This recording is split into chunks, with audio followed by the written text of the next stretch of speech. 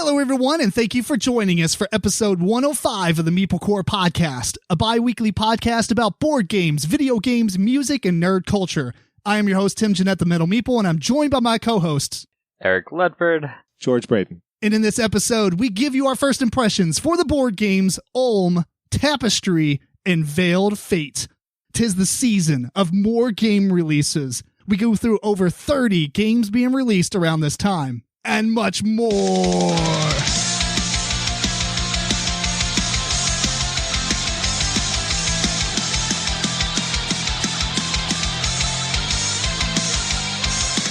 Alexa, ask a random question. Here's a question for you. What is your favorite family tradition? Family traditions. Anybody got one that they know off the top of their head? Oh, I try not to have traditions. I'm not a very traditional person. I'm like slurring my words here. I promise I'm not drunk. I had to do the intro like twice. I'm like, I try not to do any traditions, although I will say this. My family, a lot of families do this, but like each year growing up, we would always go on a vacation. Mm-hmm. But it was mostly because my dad worked for the Naval Ordnance, which is a weapon contractor type thing for the government. And so he would always have to go to these naval yards and test. He has these test procedures that he wrote for the Phalanx. And the Phalanx is basically the R2-D2 unit on battleships and stuff that sprays bullets at incoming missiles. It sprayed like, I don't know, I'm going to get all this wrong because it's been so long since I remember. But I mean, we're talking like, 25 years ago. I was like, teenager type of thing. It sprays like either 300 bullets a second or it was like 90 bullets a second. It was a lot. And these things, the bullets themselves are about 6 to 7 inches long. Whoa. Oh, nice. The shell and everything. They're huge. It's like, brrr. That's what it sounded like when it was firing. It was just like, brrr.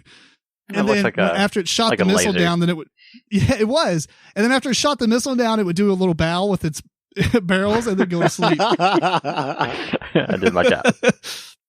Yeah. And so point is he would have to go on shipyards kind of once in the year. So we'd always plan the family vacation around it. And I didn't realize how much I enjoyed doing that. And until we recently, by the time this podcast airs, it's already going to happen. But basically here in a few days, we're going on vacation. And this is going to be like the first family vacation with my immediate, like me and my wife and my 2 kids. Mm-hmm. And so like, I'm super pumped. I'm like, man, I'm telling my kids, like, we used to do this like once a year and it's like super fun and like really cool just to get away. And yeah, I don't know. I mean, everybody goes on vacations and stuff. It's just, it just means a lot to me and more than I thought it did or even knew it did. So that's what I'll say. That sounds great. Yeah. Yeah. Well, not every family goes on vacations together. My family doesn't go on vacations together because we have so many animals and people always have to stay behind and take care of all the animals. Mm-hmm. So, so we don't do that. So for tradition, I would just say we have a board game tradition that we do after dinner. Not every day. I mean, once a week. So that's pretty fun. Pretty cool. Like family board game night kind of deal. Yeah. And they're family board games too. Yeah. I try to keep them pretty simple these days. No mage night? No. It's, would that blow their mind or do you think they would be, okay, like, no, if they could that would blow their mind. That would blow their mind. And this isn't Scrabble.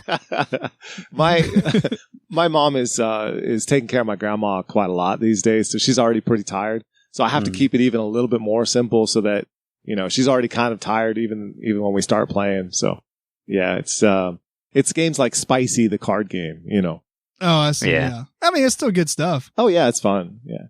Cool. What about you, Eric? You got anything? Well, I got 2 real quick. So ongoing one right now is both revolving around Christmas.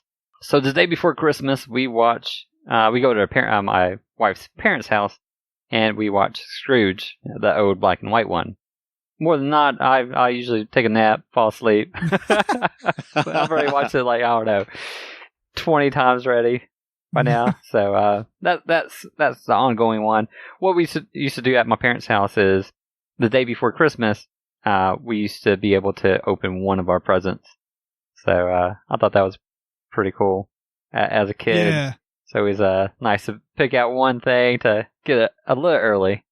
Did they have some that were off limits? No, we got to pick out one. Did they ever trick you? Like they took a giant box and put something small in it? Nah, they never did that. Oh man, that feels like something you would do. I know I would. Yeah. I say that, but I would feel bad, dude. I would so. I got you. Well, yeah. Better luck next year. Like when we were kids, we used to mess with my mom. We wrapped a $1 around a brick. or we did the classic, put something small like a gift card inside of like 27 boxes, right? And wrapped each one. I mean, but I don't know if I'd feel right doing that to my own kids, man. I mean, maybe if my kids are like teenagers and they like pulling practical jokes on me, absolutely. Yeah, give them time. I don't start it, but I will end it. That's why I tell people at work. Because everybody, is used to locking their computer or their workstation before they walk away. People, they'll come up to me, like if I'm like the new person or whatever. Not that I've only had like 5 jobs. I'm loyal, stay at these pretty long. But each time I move, for some reason, I don't know why people find it hilarious to say, lock your workstation. Otherwise, people play practical jokes. And I'll tell them, I was like, look, don't do that. I don't play practical jokes on people. I think it's incredibly unproductive. It's annoying. It's silly. And if you start it, I'm just going to have to end it. And then just leave it at that. Let's go over the top. No one ever messes with me. I don't know. It's dumb. People putting tape on the bottom of their mouse or they, there's a key command where you can hold shift control and click one of the arrow keys and it rotates your monitor that way. So you just walk up to somebody's desk and so fast you like click and their monitor's upside down. And they don't know how to fix that. Like I tell people these things like shortcuts and really annoying things to do. I just don't perform them. I like feed ammo. I'm the instigator is what it is. You know what you could do? Yeah. Like back when this used to be better, like older versions of Windows, you can install auto runs on USBs and walk up to somebody's computer and you can insert the USB into their computer. It'll auto run a command prompt or a script and run the shutdown command. So it'll like instantly just shut their PC down. It's just like, And if they hadn't saved their stuff, then no, I mean, if you have like a Word document open and stuff, it's like, do you want to save before you shut down? Okay. So you have to strategically use it because it doesn't work all the time, but well, nowadays they just auto save. It auto saves. Yeah. And actually it doesn't even allow you to do that now because I don't think that auto run for USB devices is even enabled at all. No. Auto run is usually turned off for CDs and DVDs and stuff now.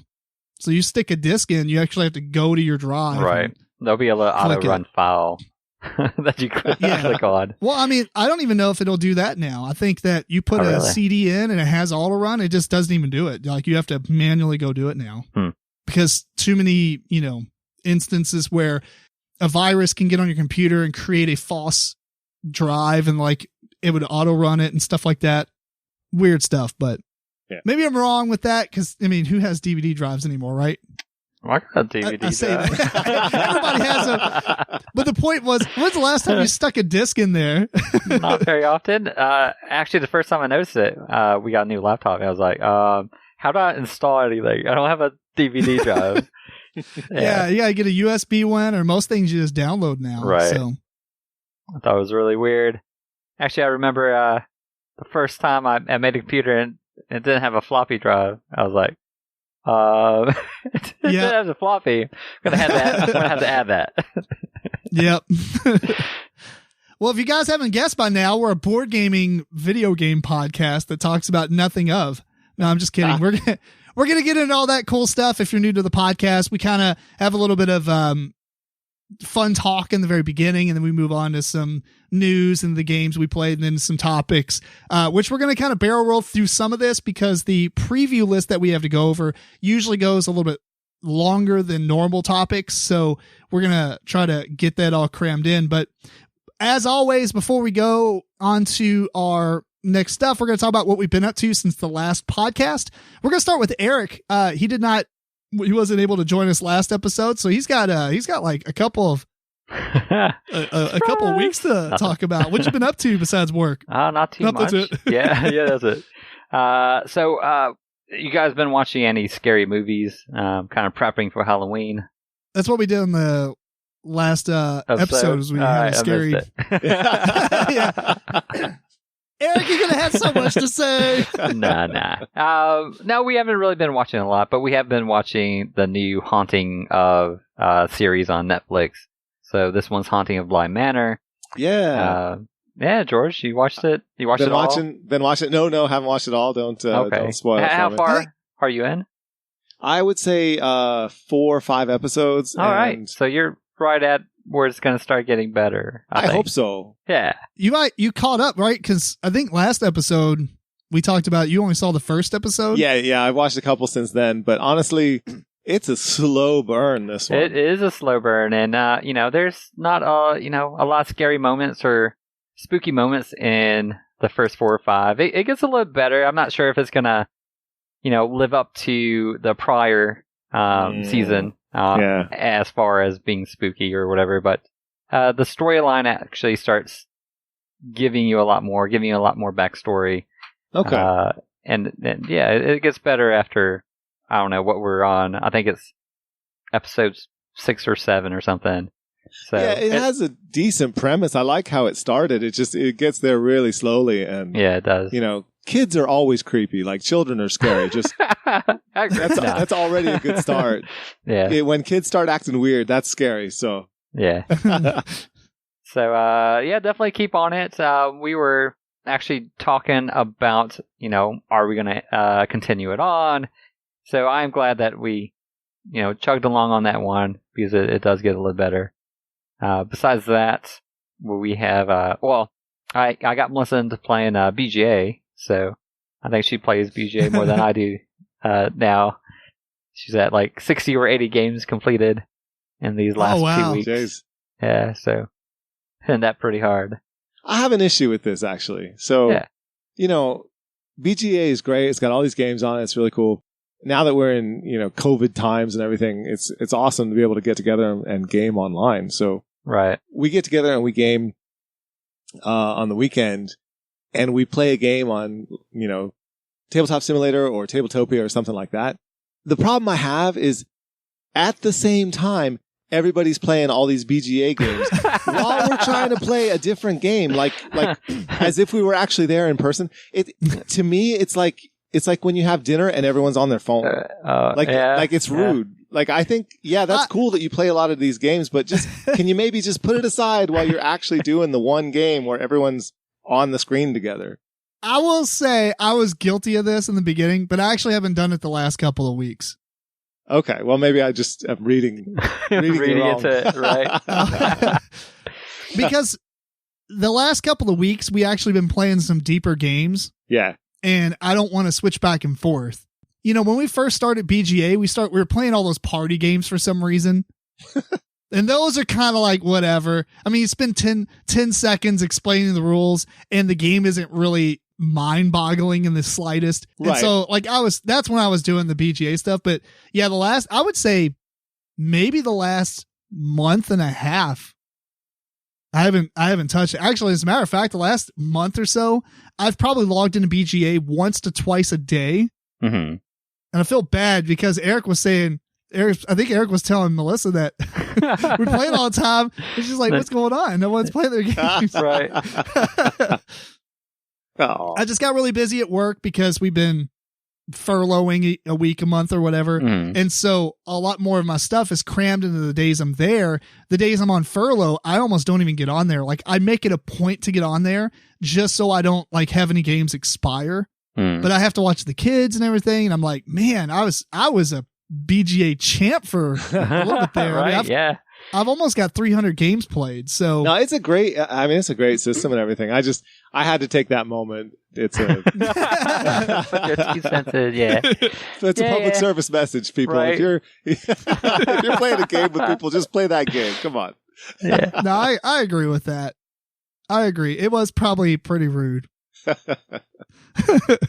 Eric, you got anything else to say? I mean, you talked about the Haunting of Bly Manor, or whatever it is. Haunting of Bly Manor, and just playing BGA and getting Melissa into it. Yeah, I've been having a good time. She plays it a lot, so it's actually. She even said, playing that instead of getting on some of her games on her phone, is kind of replace that for her anyway. Now instead of playing, I forgot what she was playing, Dragon something. She does a lot more like BGA stuff. So she's getting into games by herself, looking at rule books. She'd never done that before, and so it's pretty cool, I guess. That's awesome. Unique. Cool. Yeah, that's it. All right. Well, George, you want to go next? You got what you been up to? Yeah. Well, just quickly, Kat and I have been playing Darkest Dungeon. Oh, and we've been playing it over Discord, and I'll just stream the game to her, and then she tells me what she wants her characters to do, and I'll click on the stuff, Mm-hmm. And now, real quick before you continue, it's not the type of game I think 4 players could do that with and have a ton of fun, right? Maybe not, but it's fun for 2. I'll tell you that. Yeah, I'd say 2 players is probably good. Yeah. I'd say 2 players is good. And I think you're probably right because, you have to have some support characters as well as the characters that get to do a lot. So, yeah, if it was 4 players and one person was just the dude who has to heal everybody, that'd be terrible. All right, I heal you. All right. 5 minutes later, what do you want to do now? Okay, yeah. I healed the other person. But that game is so crazy hard and just so random. It's a good time. We're having a great time with it. It is pretty rough. Yeah. Like, I like that guy. He's gone. Yeah. You got to be kidding me. So we're doing that. That's been fun. And then the other thing is watching the Champions League. The Champions League has been going for the last Champions League. Before you continue that, yeah, because that sounds interesting. Going back to Darkest Dungeon, here's what I'll say. The 2 things about that. Darkest Dungeon to me is the difficulty that I don't like. Because it's hard on an annoying level, whereas Dark Souls is hard on you have to be skilled level. Okay. Like if you're a skilled player, you could do really good at Dark Souls, like beat the game without getting hit type of thing. Right. But you gotta be really, really good. I don't feel like, you could get good at this game, but you have already beaten it. You know what I mean? Like you're going back and min-maxing everything or whatever. The game is just punishing. Probably going to be the same way as like Dark Souls. You're only good because you've been through it once. You know what is going to hit on the left. It's going to hit on the left. It's going to hit on the right this time. So that's not what I'm saying though. Like getting used to the patterns of the monsters, right? Right. It's not like Monster Hunter where you go through and you fight the same boss. That specific monster like 10 times and you get used to fighting it. Mm-hmm. Dark Souls is like you die, you come back, you start figuring it out. Yeah, you learn. Yeah. You got to learn, get better and better, and you actually have to become a skilled player. Darkest Dungeon's almost like annoyingly difficult to where you just get smacked down, have to go back, spend a bunch of resources. It's like a really bad Euro game. You know what I mean? Like it's like you get resources to lose them, to go spend them, to go trade them in for new stuff, and you have to go back, and it's like, man, it's almost like a farming game. Could you have said anything else to ruin this game for me? But I'm not saying it's bad. It actually is fun, but after a while that wore on me. Because it's not about how good you are. It's not about the combat necessarily isn't even difficult. Gear check stuff. It's it's a little bit more gear check. I mean, Dark Souls, you can beat the bosses with a dagger. It's just going to take you a really long time, and there's more chances that you're going to die because you're gonna dodge more of the attacks. Right. But if you're skilled, it's like playing a fighting game. The better you are, the better the better you are, you get better. The better the you less are, armor you need, right? The less armor you need. But Darkest Dungeon, have you felt that yet, George? Like it just feels like it's super hard. Like no, I haven't gotten to the point that I'm sick of it. I probably will. I'll get to the point where we're just done. But the thing is, like with Dark Souls, if you don't want to play the game that much to get that good, or let's say you're never going to get that good. Let's just say that's me, and you're never going to get that good because you're never going to be that motivated to play the game like that. Then you stall out, and it doesn't matter if you have a dagger or the best sword in the game. You're not going to get any farther because you can't. And so that's more annoying to me. You know, we're coming at this from two very different angles here. I get that angle, I guess, but the reason I respect the difficulty of Dark Souls more so than Darkest Dungeon is the same way that going to become an NBA player is. You know what I mean? It's not for everyone. It's certainly not going to be achievable by most people. Exactly.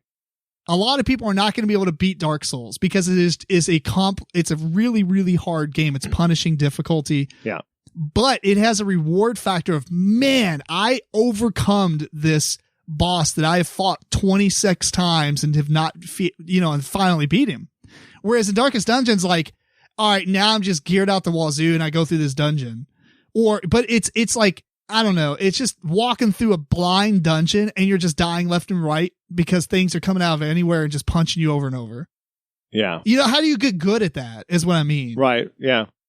But Darkest Dungeon has an appeal. I'm not saying it's a bad game. I actually enjoyed it. I just think it wore on me more so because of that type of difficulty. And then I just stepped away from it. Yeah, I can see what you're saying. But I'm never going to play Dark Souls against the same boss blame you. I mean, 26 times. That's just not going to happen. Right. Yeah. It's a rough game. And I won't lie. There are a few instances in Dark Souls where, because you don't know the level of something and you're in a stage or whatever and you're walking through and you're just killing stuff. You're like, all right, I got this. And then the next thing's like the bridge collapses and you die. Like how? You can't figure, like that kind of stuff is stupid to me. I don't like that kind of difficulty. Well, you got to blame other people for that because they were supposed to leave that little smudge on the ground that would tell you. That's true. That's true. But some of the games, those are disabled now because the server shut down. So, but anyway, go back to Dark Soul or Darkest Dungeon. Yeah, so doing that and then just watching the Champions League, which is like the top level of soccer. It's been great. So I won't go into a lot of detail there because I hate it when people spoil a soccer game that I haven't seen yet. Like, regardless of how late Here, I'll spoil it, this comes out. It's like 20 years later. Yeah. There was such a good game where this guy did this. The only game I ever went to in real life was a DC United game. Oh, I'm sorry. My friends were from Maryland and they lived right near Baltimore, which is obviously right now near Washington, D.C. So they watched DC United games a lot. Right. Here's my experience. I may have said this really early on the podcast. What year was it, though? What year was it? I mean, this is early 2000s. Maybe 2001, 2002. Okay. So they might have been decent then, actually. They were actually really good at that time, I think. Okay. They're not like massively good, but they were pretty good. I know that everybody was excited about them because they were doing really well. Let's just put that okay way. That's about the extent I know. All I know is I get out there, I sit in the stands, I'm uncomfortable. The soccer pitch is the most dumbest thing ever because I get it. It's like curved for the water to roll off the sides, Sure. But when you're sitting almost at ground level, you can't see what's on the other side of the pitch because it's like a hill. You're just like looking on the other side of the hill. I was like, these are the stupidest seats. We almost had like front row seats and they were almost unbearable. I'd rather be up in the nosebleed at that point or watching it on TV. Yeah, you want to be at the midline and you want to be up high. Absolutely. Yeah. We were like maybe 3 or 4 rows up. So good seats, but actually were bad seats. Yeah. And then they bust out this flag that was like a DC United flag that's like 60 feet long. Run from you. That had the most pungent smell ever. Like thousands of beers, thousands of vomits, thousands of just BO. And it was kept in a damp, dark cellar between games. In D&D terms, I almost failed my constitution check. It was bad. I don't get grossed out too much with that stuff. Like, I don't just smell something and want to vomit. Yeah. I was like, get me out of here. Cause we were literally in the middle of this entire thing. And it was bad. Oh, you can't wash that luck away. You can't wash the luck away. Right. Yeah, exactly. Oh, that's funny.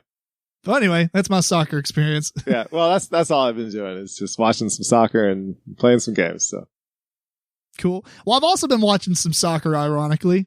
Oh, because my son is actually in a little soccer league where they're playing 6 games, and so it's funny watching 4 and 5 year olds get out there in a big cluster because I think it's 6-on-6 or 8-on-8 or something. It's just like, it looks like a bunch of ants chasing the one piece of food around.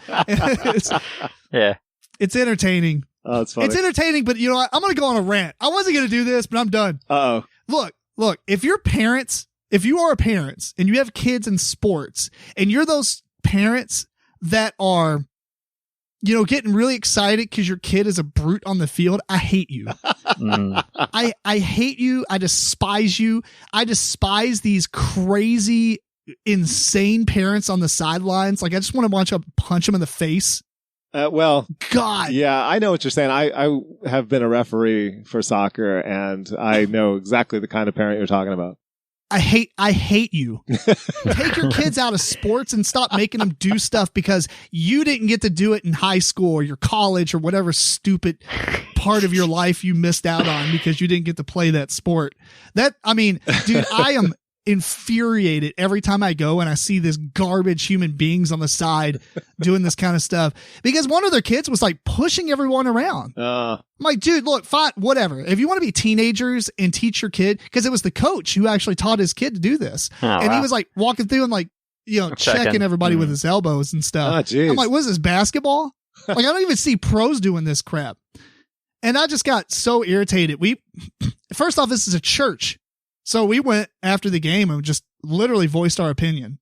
Yeah. It's like, if we basically filmed it, you know, phrased it like this. If this is the type of soccer recreational leagues that your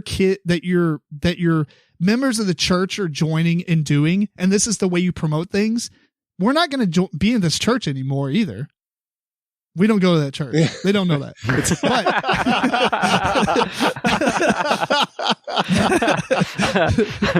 If we did, we would have come back.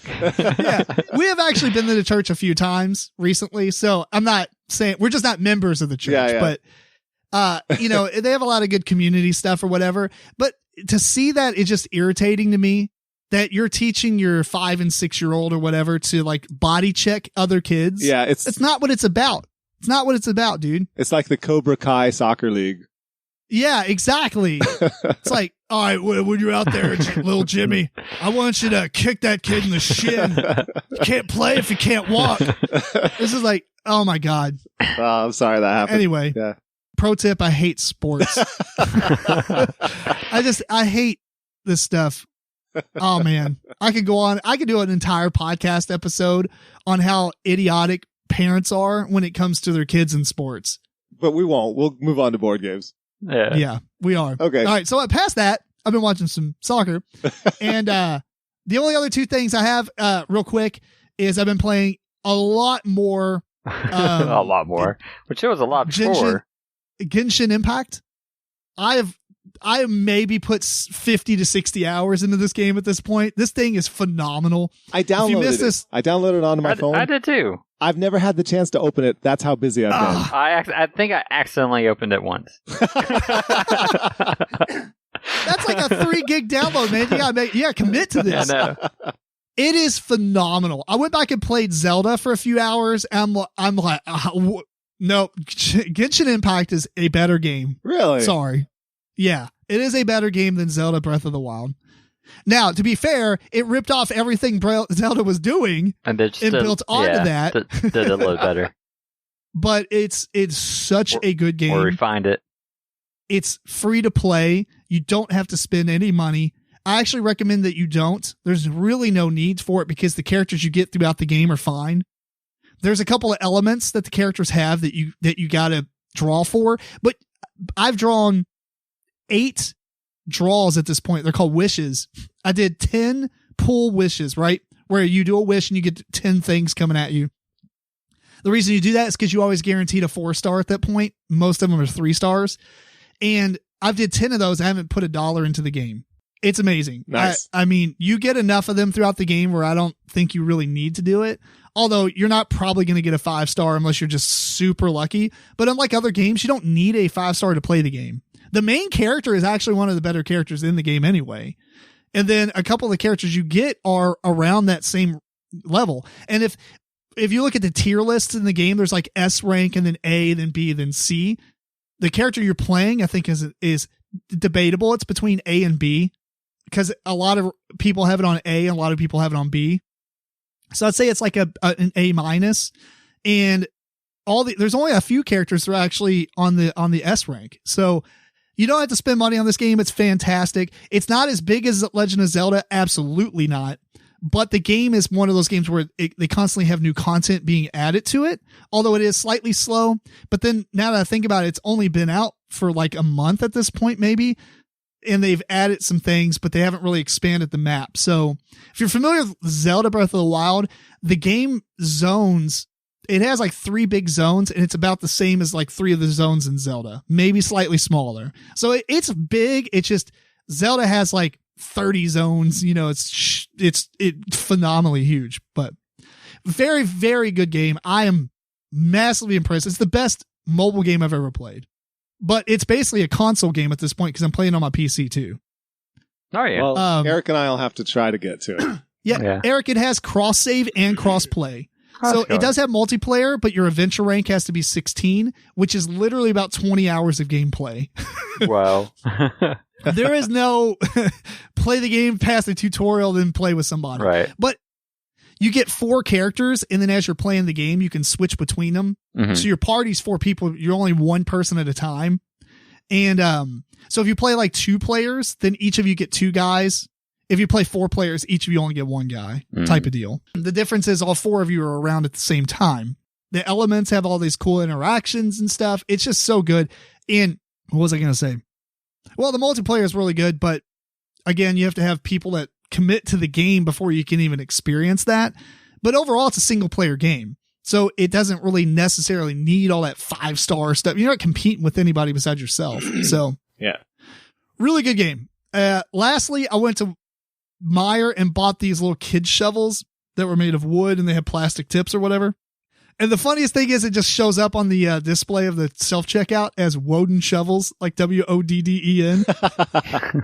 And I laughed. I laughed so hard. I was like, Woden shovel. the god of Norse mythology. It got me, dude. I was tickled. All right. Anything else before we move on? Not for me. That's it. All right, cool. We don't have any news on this episode. We're going to try to get to the games and the topics since that preview list is going to be pretty awesome and long. If you want to hear about tons of games, that's the place to go. But we do have some stuff real quick. We're going to make a few plugs real fast.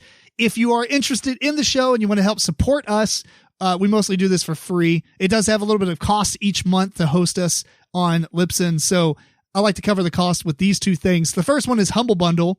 If you're not familiar with Humble Bundle, it's a site you can go to and you can buy tiers of like books and software and video games that you pay what you want based on the tier.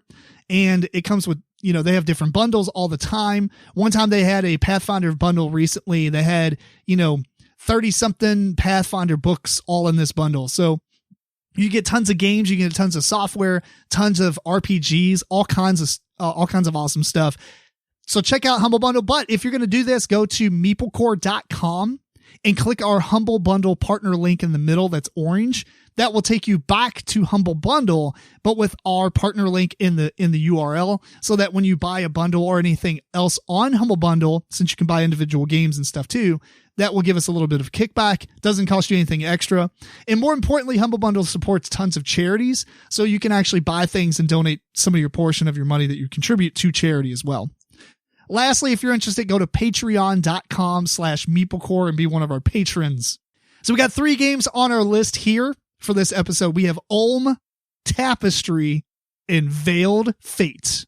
So first game up on this podcast episode is Ulm. This is a 2016 game. The designer is Gunter Burkhardt. The artist is Michael Menzel. And the publisher is DV Giochi. Cool. And I'm not going to go over all the rules. We're going to kind of keep that short and sweet. Since this is an older game, there are plenty of videos out there that do that. But to kind of give you a sense of what's going on, you have a game board, and at the top right of this game board is a grid of action tiles. So it's a 3x3 grid. And on your turn, you're basically going to be drawing an action tile from a bag. There are, I believe, 5 different action tiles. You're going to draw one of these tiles, and then you're going to slotted in from in one of the columns or rows, from top down or bottom up or left or right. And that's going to push the action tiles that are there over one space. And so you get to do one of those action tiles will drop out. Basically, it's going to go into a spot where you don't get the action. The other three, the one that you basically pushed in and the two that were left, are the three actions that you get to take on your turn. And quickly, those actions are, there's one that gives you a currency. It's like a silver coin. There's another one that will move your ship. So at the bottom of the board, there's a ship, a river that you're going to move your ship on. And that's going to do a couple of different things. One, it's going to give you victory points. It's the further back your ship is, you actually get negative points. And then it goes, like kind of like a negative 10 to positive 10 type of victory point trek. And as you're moving your ship, you're going to go into different sections that will allow you to do these actions of the city tiles that are out there in the board. Each of those cities only have, or I don't know if they're cities or buildings, but they have like different spots that players can put these discs in. And so each of these actions can only be performed so many times. So one of the other actions after the move your ship action is the seal action. And that's going to allow you to perform one of those actions on the city board based on where your ship is. You just have to pay $2 to do so. There is another action that looks like a little checkerboard, which represents the action grid there. And that's going to allow you to collect some of the action tiles that have been pushed off.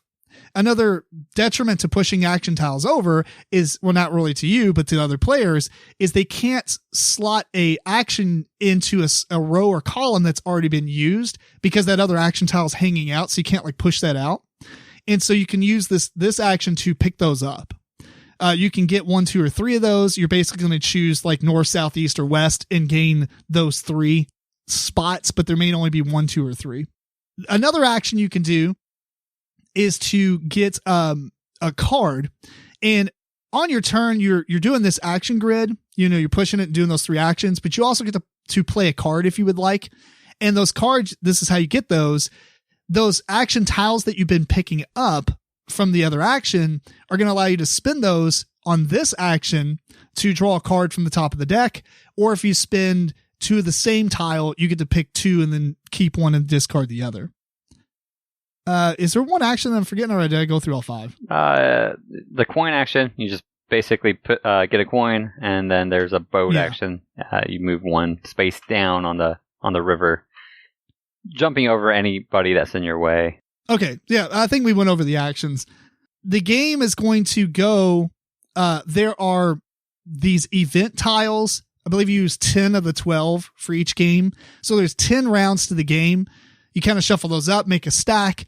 There's this cool like 3D cardboard cathedral that you're going to put them in so everybody can kind of see what the current event is for that round.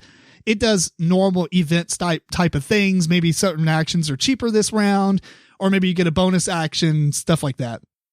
There's even one where it'll allow you to go into the bag and get whatever action tile that you want so that you can make sure you're going to be doing that action on that turn as well. So the game will progress until 10 rounds, and then there's some in-game scoring. You'll get points throughout the game as well. You'll get points for how far your boat has moved. And those cards that you're collecting, those cards actually have 2 uses. When you use them on your turn, you can either put them face up on the table and do the bottom part of the card. And it's more of like a set collection thing. They have these resource icons. And at the end of the game, you get like a progressive scoring if you have a lot of the same icon, things like that. There's also a top part of the card that you can spin those action tiles that you've collected to do the top part of the card. Essentially, it's like a requirement, but it'll give you stuff like points and money. Maybe you get to move your ship or do different things. So that's for the most part the game. And if we think of anything else, we'll just mention it, how it works as we're talking about it. And Eric, you taught us this. Why don't you go ahead and give us a point or two? Cool. Overall, I liked it decently well. They do have one gripe I do have on this game is the rulebook is kind of like FFG's rulebook, where they break it up in 2. Here's like the base rules. Read this. It gets you going, but for the the nitty gritty stuff, here's another rule book that has all the extra stuff in it. So anytime you're kind of looking up, you forgot something, you're looking up something, you don't really know which rule book you have to pick up and look through. So that's a little gripe there. But as far as the gameplay, I did like the action selection.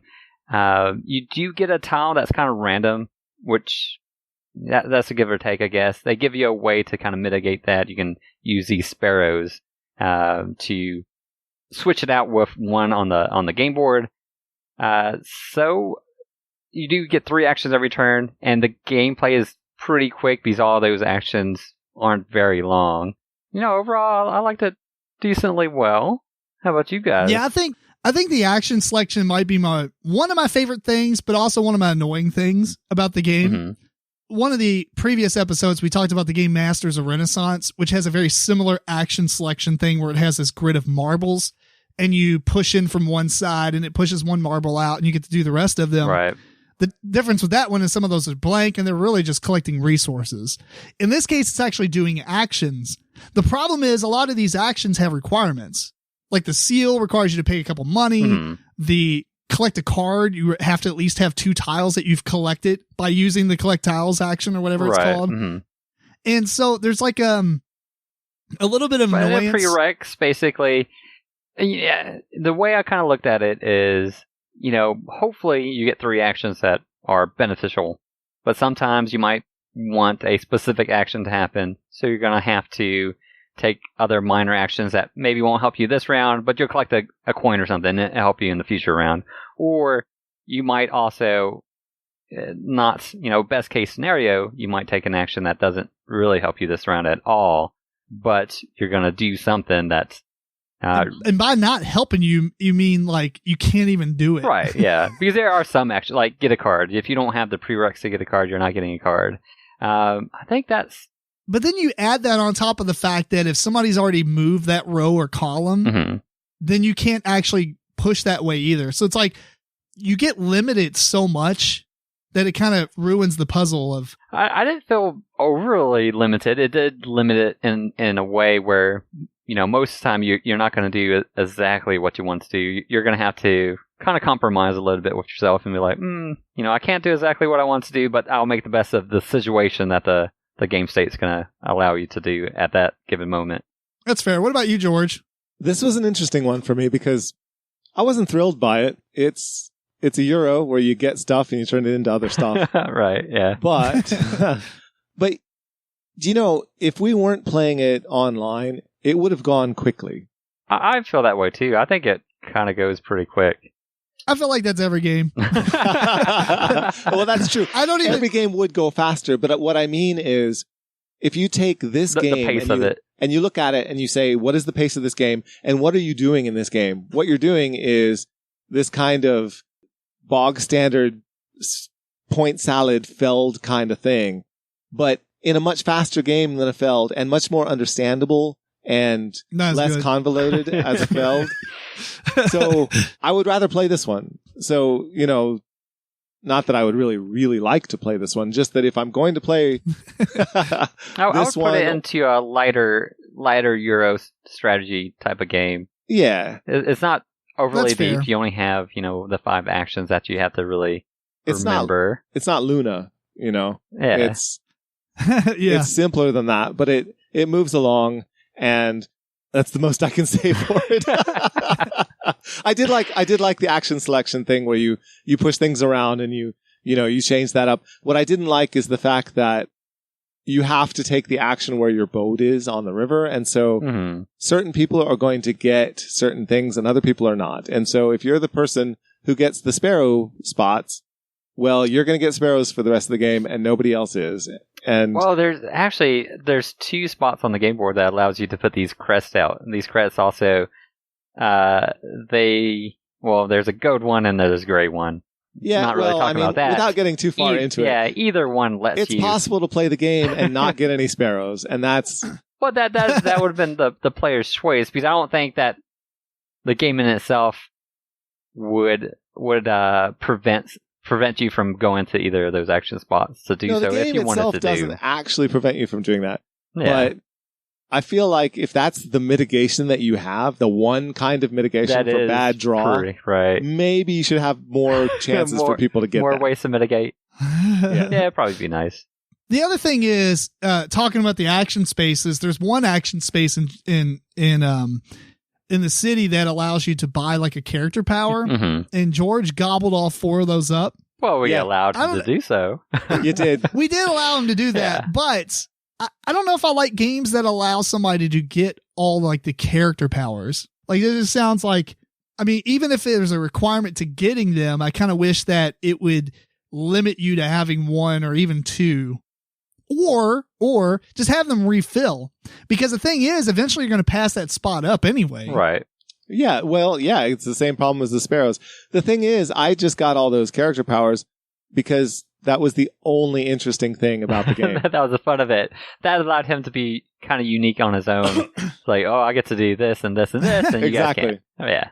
Yeah. Now I will say that it's not like it made George win the game or anything. He came close. Of course, this kind of game, come on. He came close, but I wasn't too far behind him, and he was in second, even though he had all 4 character powers. So my point is, I don't think it's game breaking. It's just annoying. Right. And also, it would be cool if money is already sacred anyway, because having $2 on you is like you're rich in this game. Although it would be kind of neat to be able to supplement, or not supplement, but like extend your range of your boat by spending extra money. Like if you spend a $3, well, they do that in a different way, just in cards, right? It's an event, I think, that allows you to do that. And then there's a special character power, and then there's cards. Instead of using it for end game points, a lot of cards allow you to move your boat. Well, they allow you to move your boat 0 to 3 spaces, though. Right. What I'm saying is, if you spend an extra $1, then you can go to move your boat. Like you have to spend 2, but if you spend 3, then you can do the section that's behind you. Oh, gotcha. That you've already skipped. It allows you to kind of go back.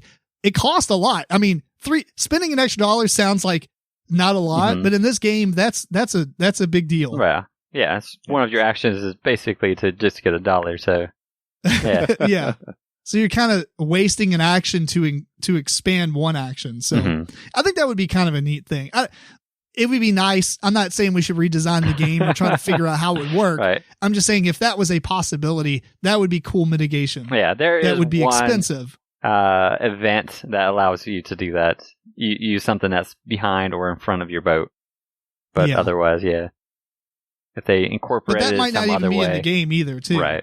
Well, I don't know. It's one of these games where you have set collection, and the set collection is handled by random card draw. It's kind of like Papua in that regard, if you recall how much I didn't care for that one. And amazing. I really like that game. And so that could have been like a really great part of that game, but it didn't really work out in that case. And in this case, it's not even as dynamic as it is in Papua. So you either draw the cards or you don't, and maybe you end up with a lot of points as a result, and maybe you don't. But you've been through a lot of Euro stuff to get there. Do you think it's fair to call this like a gateway Euro? I would say so. It would be, gateway plus maybe. I don't know. Medium, yeah. Ah, maybe. It says 2.68 out of 5 on the difficulty, on the weight. Yeah. That actually is pretty high. 2.6 is high? It's higher than I thought it would be. So 2.6 is not very high. I don't think it's a gateway. It's not a gateway. It's just a medium. I'll say gateway plus. It's not it's something that you're going to get someone that hasn't played any games, probably. Maybe that's not how. I mean, Seven Wonders is 2.33. Right. So. There's nothing objectionable here, but there's just nothing that makes it spectacular. Nothing makes it stand out for me.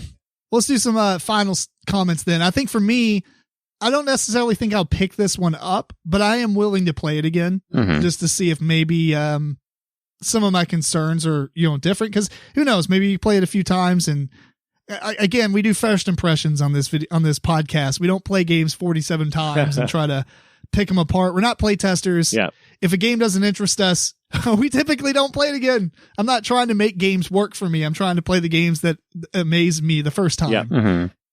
So for me, I think it was okay. It was average as far as Euros go.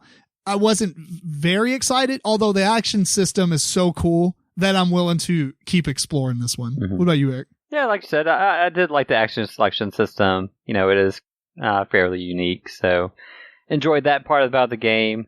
Like you said, the river part was give or take, and I didn't mind playing it, and I would say try it out. Maybe it's not a recommend, go buy it unseen, but definitely give it a try. George? Okay, so there's nothing exciting or spectacular about this Euro. But it is short. It's unobjectionable, and I can't believe we got this far without talking about the theme of this game. Yes. Do it, George. Bring us victory. Why is there a sparrow in this game? Let me tell you. The city of Ulm is famous. Wait. If you've watched the review up until this point, this is all you need to listen to from So, the city of Ulm is famous for its sparrows because there was a point in time where they were building the cathedral, which features in the game as this really cool piece that has no reason to be there other than holding the little tiles. The pentile, yeah. But the cathedral is there because when they were building it, there was a massive argument in the city of Ulm because they could not figure out how to get the beams for the cathedral into the city, past the city gates. Well, I think actually it's the cathedral gate. What? Or perhaps the cathedral gate. Right. Some gate, yeah. Right, yeah. It's all the same principle. They couldn't figure it out until... And they went through like all the notables in the city. Nobody could figure it out. No one could figure it out. But then some humble person noticed that there was a sparrow that had a twig that it was holding in its beak. Not crosswise that couldn't go through a gate, but long ways. You could just push it right through the gate if you turned it the other way. I am not making this up. There's an entire poem written hundreds of years ago that celebrates this event. They have mugs, they have little statues that they make, and the sparrow's still holding it the wrong way. I don't understand.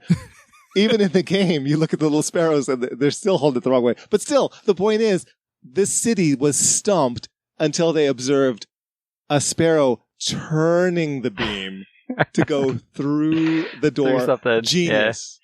Genius. I thought that Idaho, being known for its potatoes, was lackluster until I played and listened to the background of this game. Yeah, I mean, it's astonishing.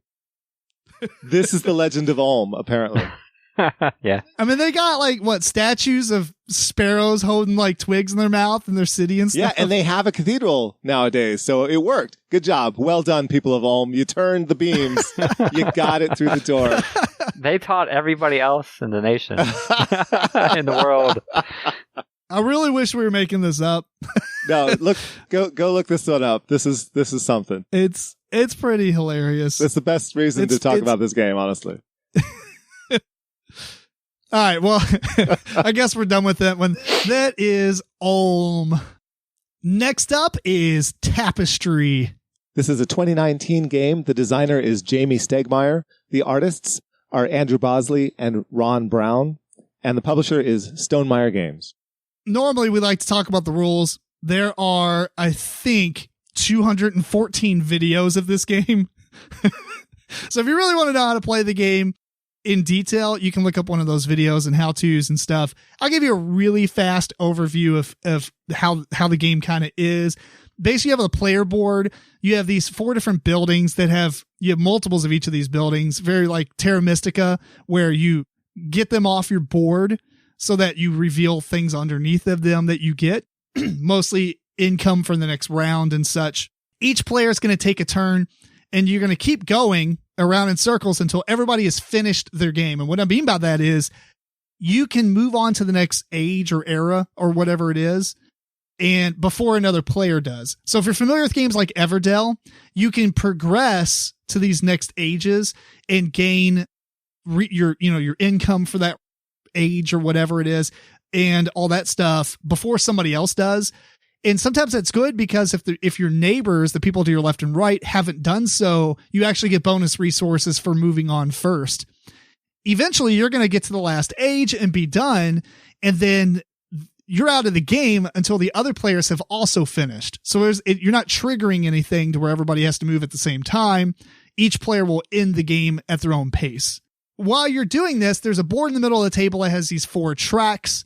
There's like an exploration track and it's a very civilization light game, which we'll get to in a minute. But there's an exploration track. There's a military track. There's like a science track, I believe it's called. And then there's a technology track. And they kind of correspond to the buildings that you have.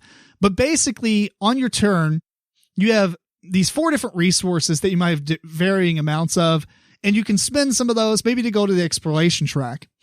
And when you're moving on this track, it's going to allow you to draw these exploration tiles, which then you can put into the middle of the board, and you're building like this world, all these hexagons that you place out there. And then, maybe you're trying to build different land masses. You get points for putting them in certain configurations because you get points if they kind of like Carcassonne where they match the different sides and such. There's a technology track in which you get these yellow cards that go next to your player board, and they have like various levels to them that they'll go up, and they give you rewards for it in the game. It's like a circle, square, and a triangle or something. Circle, square, and I think that's it. And it starts off on nothing, but it progresses them to level 1, level 2, and you get rewards for it.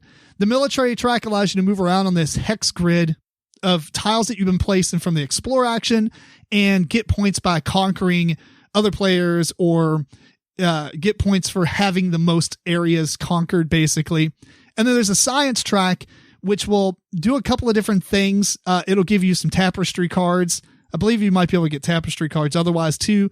But there's also a science die that you can roll. It's a 12-sided dice, but it essentially has 3 sides for each of the 4 tracks. So you roll on it, and maybe you get to advance on there and do the action, or maybe you get to advance but not do the action. So it allows you to kind of progress on other tracks without spending resources to do so. And as you're doing all this, you will remove your buildings from your board to place them out onto the table, or you can, not by the table, I mean your player board. That's the Capitol building, which is like this grid, and some of the spaces are filled in, but you can actually put your little 1x1 space buildings on this board as well. You can also get these these buildings that you can get on the different tracks if you're first to get there. So that if you're quick on the technology track, you can build a building before somebody else does. Now that building's like a bonus to that space. So you can also get another action, but the next person that gets there doesn't get the building because it's already been built. And they simply will take up a lot more space on your capital board. And some of the scoring works where if you have a completed column or row on your capital board, you get points for that. So that helps you clog up a lot more of your board so you can meet those requirements. And you have these tapestry cards, and those will be played to your player board. You only get to play one of those each age or era. I can't remember what the actual terminology is, but they will do different things. Sometimes they're scoring related. Sometimes they're resource related. There's quite a bit of them. There was also one of the tapestry cards that you can hold in your hand, and if you get attacked on the main world, you can play it, and it's a trap card. So you knock over their piece instead of them knocking you over, which is one of the requirements for what the achievements or whatever. So if you knock over so many pieces, you get to claim that achievement. The game's going to keep going until, like I said, everybody has finished all 4 ages, I think it is. And then you count up points. The only other thing I'll mention, and we'll talk about other things if we need to, but you do get a civilization card that has a quite different ability than other people. One of them has like a gambling aspect where you get to keep rolling the science die, and you can bust or you can get tons of resources from it. There's one that will allow you to build a wonder, and as you build those buildings, you don't actually put them on your capital building. You put them on that card, and you get points for completing these columns. There's another one that will, Eric, what was yours that you can conquer better or something? You can move. No, I think, mine was, oh, you're a safe or something. Right. I can put a second, piece on any section that I'll conquer into, so no one else can conquer me, basically. Gotcha. You start with one of these. There's also at the end, I believe, the science track and one of the other tracks. the ability to get another civilization card. So you actually could get more than one, but usually that's later in the game, and it may or may not be as useful depending on where you're at. So that is for the most part Tapestry. Like I said, if we think of anything else to mention, we will. But otherwise, let's start with you, George, so we can rebut your. This is just the most overwrought. Like, just move things on tracks and get points for everything you do. And you did a lot of stuff over a long period of time, but none of it ties together. It doesn't work for me. Yes, the theme's pretty loose. The theme is not there. The theme is it's supposed to be a civilization building game, and you have, I don't know, your little territory of people, but you have no real connection to them. You don't feel like you're a particular group of people. And the technologies that you can get are crazy in chronological order and effectiveness. Like, you could have a time machine, which actually does hardly anything. Why even bother? And meanwhile, I have a toaster. That's literally possible in the game. It's a comically presented version of a Civ game, because you do have like some really silly technology cards, and the spaces are kind of silly sometimes with what they're called. For the most part, it's just a game where you're doing things, and the theme is somewhat pasted on. I wouldn't say all the way, because I mean, some of the stuff you're doing does make sense. Right. But you don't really care about the people and the civilization. All you care about is points. Like that, it's so dry. It's so... I had no connection to this game whatsoever. That's fair. What about you, Eric? Yeah, well, I went into it with low expectations. I did end up having fun playing it. I knew there's some problems with the length versus the luck aspect of the game. Although you can argue that some of that luck's there, maybe on purpose, or maybe it's thematic because there's luck to it. You know, you roll a dice when you go conquering to see what kind of reward you get, or you get random exploration tiles that you're able to, put out. All thematic, but a lot of it is definitely going to be luck based. I did like having different player powers or civilization powers. I typically like that in many games. Although in this one, there did seem like some were better than others. Some were more interesting than others. You, in different ways, can get a second civilization at the end of the game. There's a huge luck factor in that. You can randomly get one that gives you a decent amount of points. Or more than not, you'll get one that it didn't matter that you got it because it gave you no benefits. Or you could even get two that give you no benefit. Yeah, you can even get two. you got three civilizations going that, two of them give you no benefit at the end of the game. So, do I think it's a good game? I couldn't say it's a good game, but I did enjoy my time playing it, if that kind of makes sense. I did also like that I did play through it once. I really only focused on 2 tracks. So it's not one of these games that you play it once and you've experienced it all. And I kind of like that as well. I'm going to have to play it 2 or 3 times before I go up on all the tracks, before I see enough of the civilizations to kind of muster up, what I think, is a good civilization. What works with a particular civilization and all that. So I thought it was overall a good time, but not maybe a well, maybe play tested or a good game. Well, I think the play testing is something, because from my understanding, later on they released errata right to some of the civilizations to where maybe you started off with less resources, or you started with more because they found during playtesting after the game was released that some of them were more powerful or less powerful. Yeah, they didn't come down with the banhammer, but they tweaked them down a little bit, or bolstered them up in other times, I think, where they made other civilizations a little better to kind of even them out. Yeah. I think there's two things about this game I really, really enjoyed. One, I like Imperial Settlers and I like Everdell. And both of those games have the idea where you have like so many resources and you spend them, or you might spend them to get extra of this other resource, and you do this and that and that. And then once you get, really low on resources, you essentially set up camp for the next phase or season or, era or whatever, depending on what game you're playing. Except in Imperial Settlers, everybody kind of passes and moves on at the same time. But you have I like the way that the resource spending actually worked in it.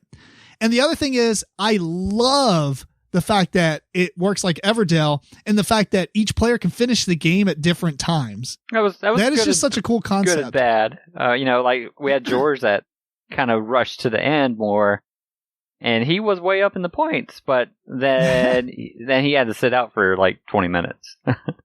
Yes, that's true. And that's the only similarity between this and the amazingly tremendous game of Everdell. That is the only thing that is similar between these two games.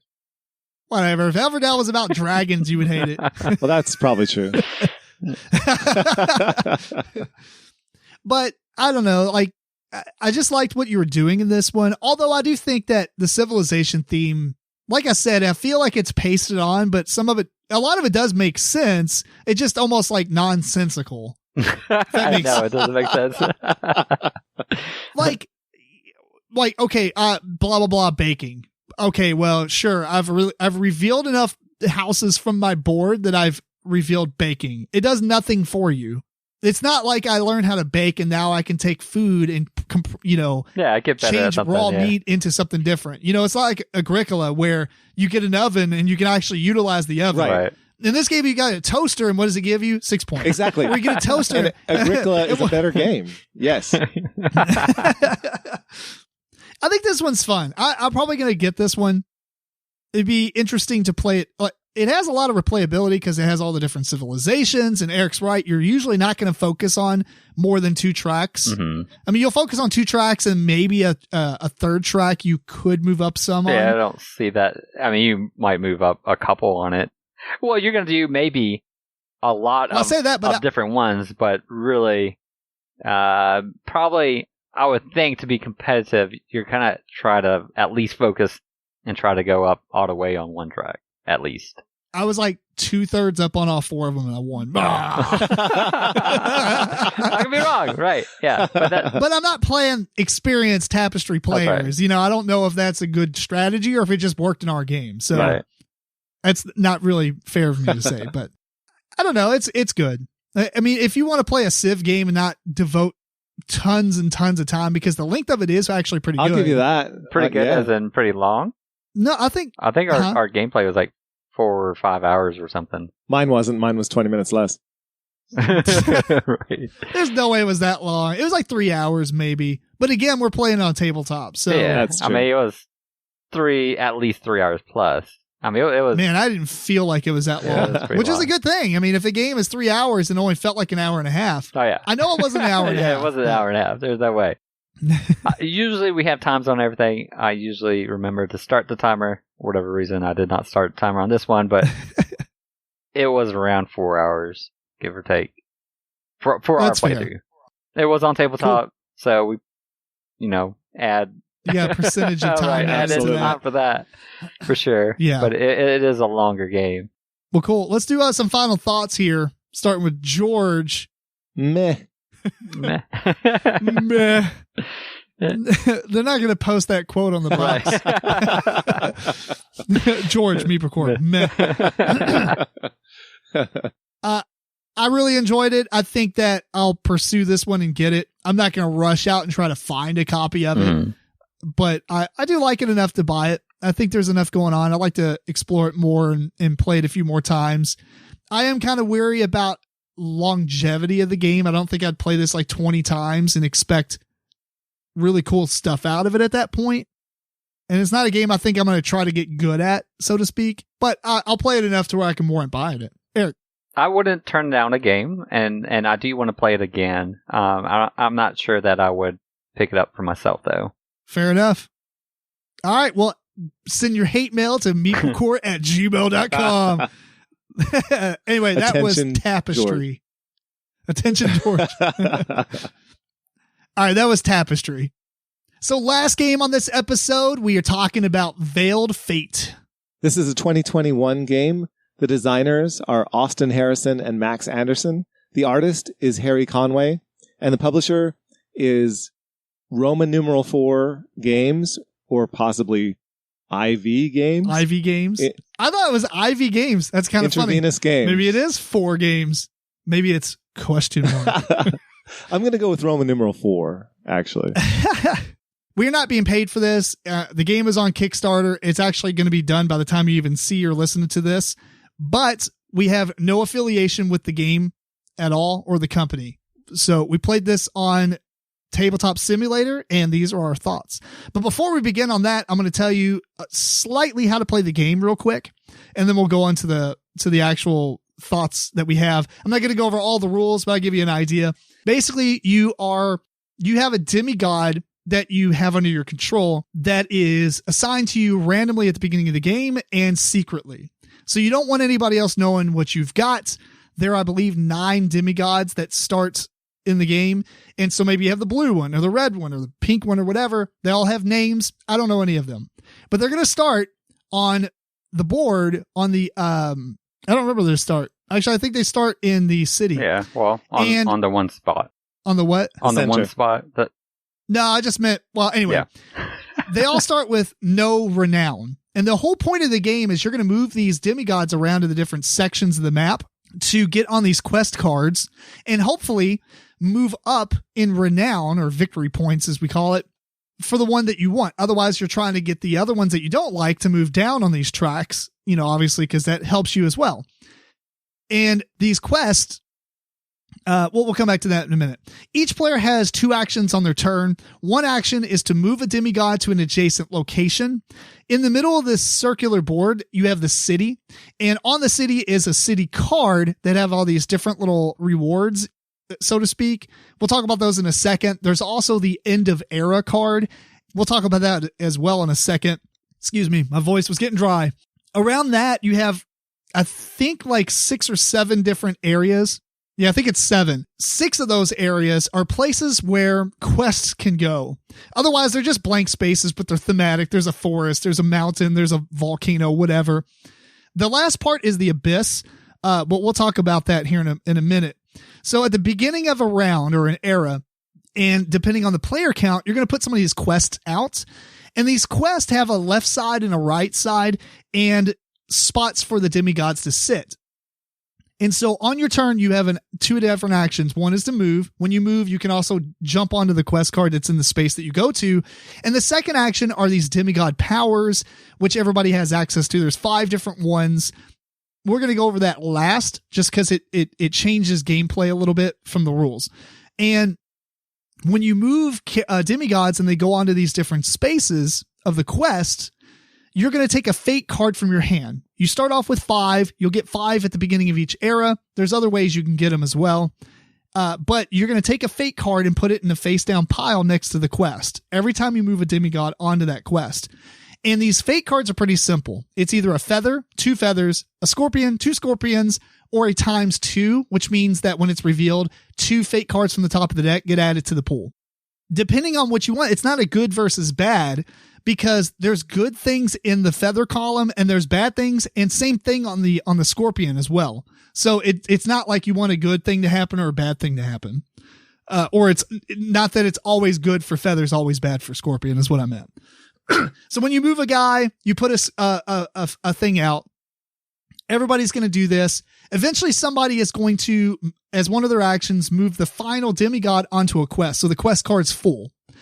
There are some requirements. Maybe it requires you to put the demigods into spaces in a specific order. Most time you can just pick which spot you want.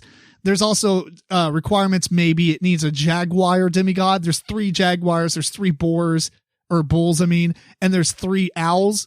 So some of the spaces have certain requirements, but otherwise you get to pick whatever spot you want. When the quest is filled up, then the person who filled up, who moved the demigod last and filled up the card or whatever, gets to do the top part of the card, which is usually it could be 0, 1, or 2, and then you have to invite other players to add a fate card to the deck. Now, depending on what you want to happen, the choice there actually matters, because you might know that somebody who moved the black demigod onto the quest really wants to put feathers in. So you may be like, Eric, you could put another one in there, because you know that Eric's probably going to put feathers in, or maybe you don't, or whatever. Usually it's 0, 1, or 2 other players get to put more cards in. You shuffle all these cards and you reveal them one at a time.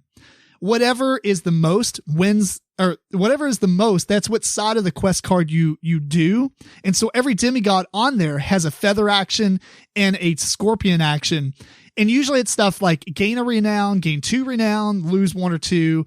You can be smited, in which you lose the tiebreaker, which on around the entire board is the renown spaces. And when you gain a renown and you go into a new, like say you get 2 points and you go from 6 to 8, when you go on 8, you put your marker ahead of all the other people or demigod markers that are there in the 8 spot. So you're like tie breaking, which doesn't matter obviously until the very end of the game.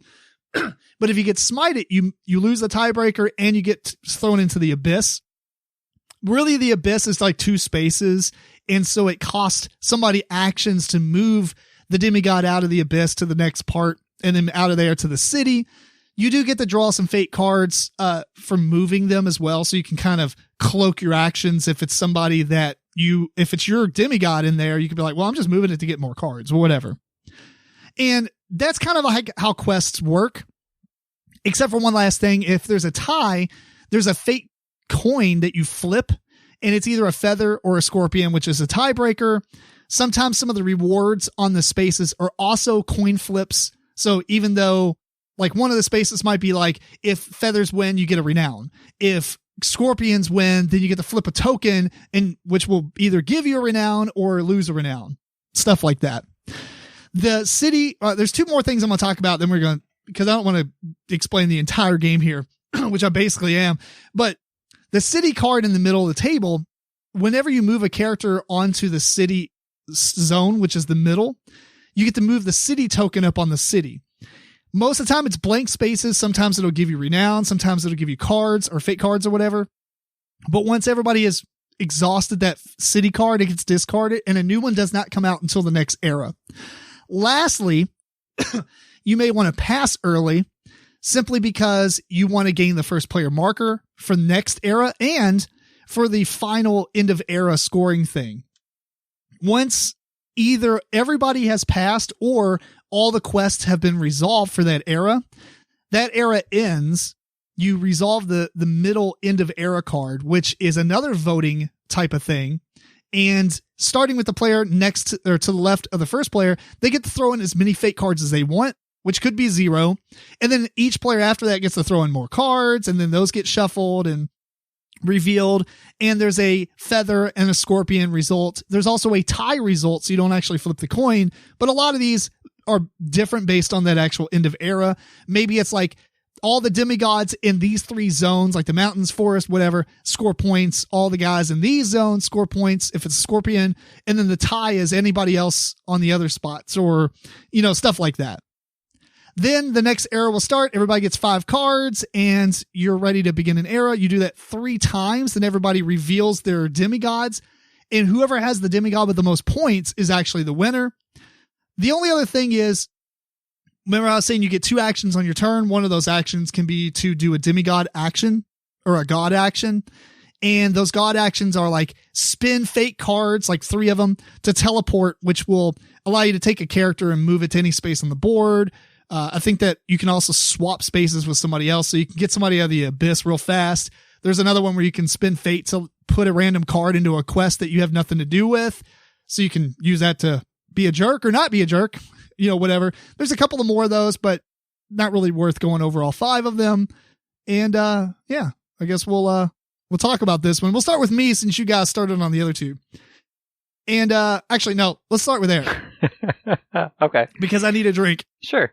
Overall, I thought this one was definitely a lighter social deduction game. As far as if you're wanting a good social deduction game, I think there's a lot of games that can do it better. Well, okay, hold on. All right, go ahead. Hold on. Here we go. I'm going to show you something real quick about this social deduction stuff. So if we bring up the rule book, oh man, hang on. I know this is not very fun podcasting, but in the rule book for Veiled Fate, they talk about how this isn't really a social deduction game. We got to clarify that first off. This is a, what is it called? A strategy. It is a deductive strategy game, I think is what they call it. That's it. Yeah. Well, a deductive strategy game in which you're trying to figure out who's who. That's the deductive part. So anyway, like I said, it's pretty light. You only have 2 actions. So you're either going to try to play other characters in which you are kind of laying low, hiding, not letting other people figure out who you are, or you're going to try to move your own piece in a way that is going to get, win or go into quests in which you're going to hopefully move up in the scoring track. So limited on really what you can do, I feel. I thought it was kind of light, not a lot you can do. There's just a coin flip on, is it going to go to feathers or is it going to be a scorpion? Of course, depending on what these other people are putting in there. There's that 2 card that I have no idea why they decided to put a 2 card where you just put out 2 randoms. I know I get it, maybe you don't care which way it happens, so why not put a 2 card out there? But typically, I would imagine you're going to lean one side or another. It actually doesn't even make sense because it doesn't allow you to gain information either. Because like if it's a 3 quest card and you move 2 of them on there and George moved the 3rd one and it ends up being clear feather majority and both of the people Eric moved are good actions in feather and then George gets screwed. If I just added, if George, or if I went in there and added 2 random cards, it just throws it off to the point where you don't know what's going on. Oh, well, someone added the 2 cards, so you kind of deduce out the other 2 cards that came in. That's obviously not someone that put in those 2 cards, yeah. The thing is, no, I disagree with you here. I think the 2 card, random card, is a necessary thing, and I thought it is an enjoyable thing because you can use it when you have a hand of cards that don't help you because they're only a 1 feather or a 1 scorpion. You can take a shot at this and go in someplace. Right, that's just a shot. It's like well, it's a shot and it conceals your actions. So I step down. The swing of points is huge. If you get two cards. If you get, you get 4 feathers out of this when otherwise you could just use 1 feather. That's it. And going in there that the 2 people that you're going in with want a certain result, but you want the opposite result. Yeah, that'd be pretty lucky. Well, but it's your only chance, isn't it? Yeah, I guess it's only, but if you feel that that's the scenario you're putting yourself in, you're going to go to a different quest. It might not be one that you're putting yourself in. It might be one that you've already been put into. Yeah. I suppose, but if it comes down to because the one that you actually care about, right, was the first one that was put in there, not by yourself, but by somebody else, and you know that they put him in there to knock him down and do a certain thing, but then somebody else puts in something else, and they're on their side too, and now you're like, oh my gosh, it's definitely going to happen unless I use my turn to go in there and take a shot at it. I suppose maybe you put a 2 in there and it comes up with another 2 card, and now you're throwing out all kinds of cards and just mixing it up. It doesn't sound good to me. So I'm gonna stick I think with it's necessary for the way the game works. I think it's not necessary, and I kind of weird that they decided to put it in there. It's kind of interesting though. I mean, because you could be one of the players who isn't part of the quest, and then whoever finishes the quest actually asks you to contribute.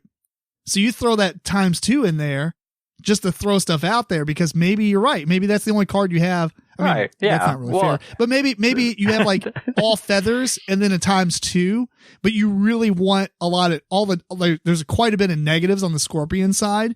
So it is a chance that you can throw in there. Right. But I do think the problem with it is I'd rather have the meaningful choice of I'm going to put pet feathers or I'm going to put scorpions rather than I'm going to put that times 2 and let fate decide. You're missing the point, though. The meaningful choice is I either put down 1 feather, which is not going to help me for sure, and I'm just going to lose, or I'm going to try not to lose.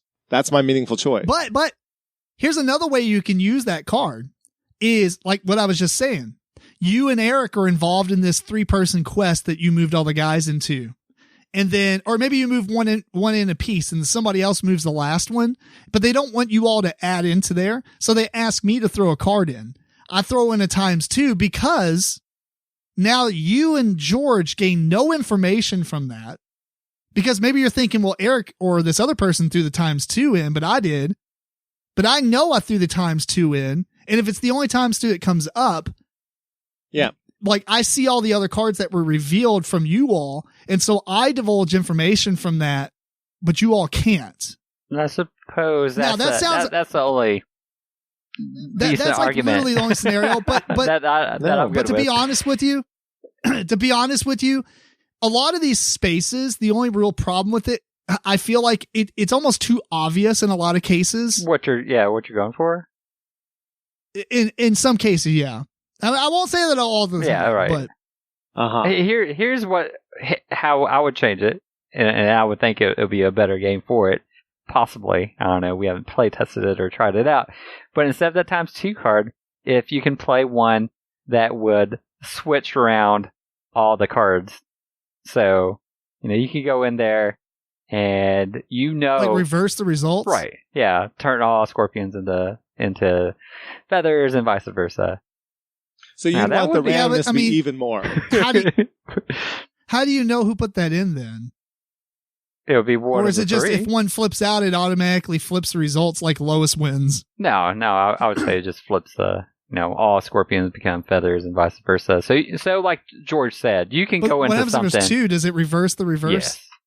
Right. It cancels each other out. I'm not in favor of this. I don't know. Well, I'm just real quick, before we go too far right. into that. On the Kickstarter, I'm just going to really state this mostly for the designers and the company. The number one thing on what makes Veiled Fate special, because this really bothers me when companies do this. Number one is a unique take on 2 iconic genres. Veiled Fate mixes the careful planning of mainstream or mainline strategy games with the player interaction and social deduction hang on. Veiled Fate mixes the careful planning of mainline strategy games with the player interaction of social deduction games, blending the genres into something we call strategic deduction. You are not unique. You did not make this up. These are 2 genres that have been combined into games that we can literally do top 10 lists on. That's true. Sorry, that bothers the crap out of me. I hate when people think they're so cool when they design something. They're like, we made the newest genre, social party games. It's like, dude, stuff has been done. Like, I'm not going to trash your game because I think it's okay. I don't think it's straight up amazing. There's plenty of other games that do it better, honestly, and we're going to get to that.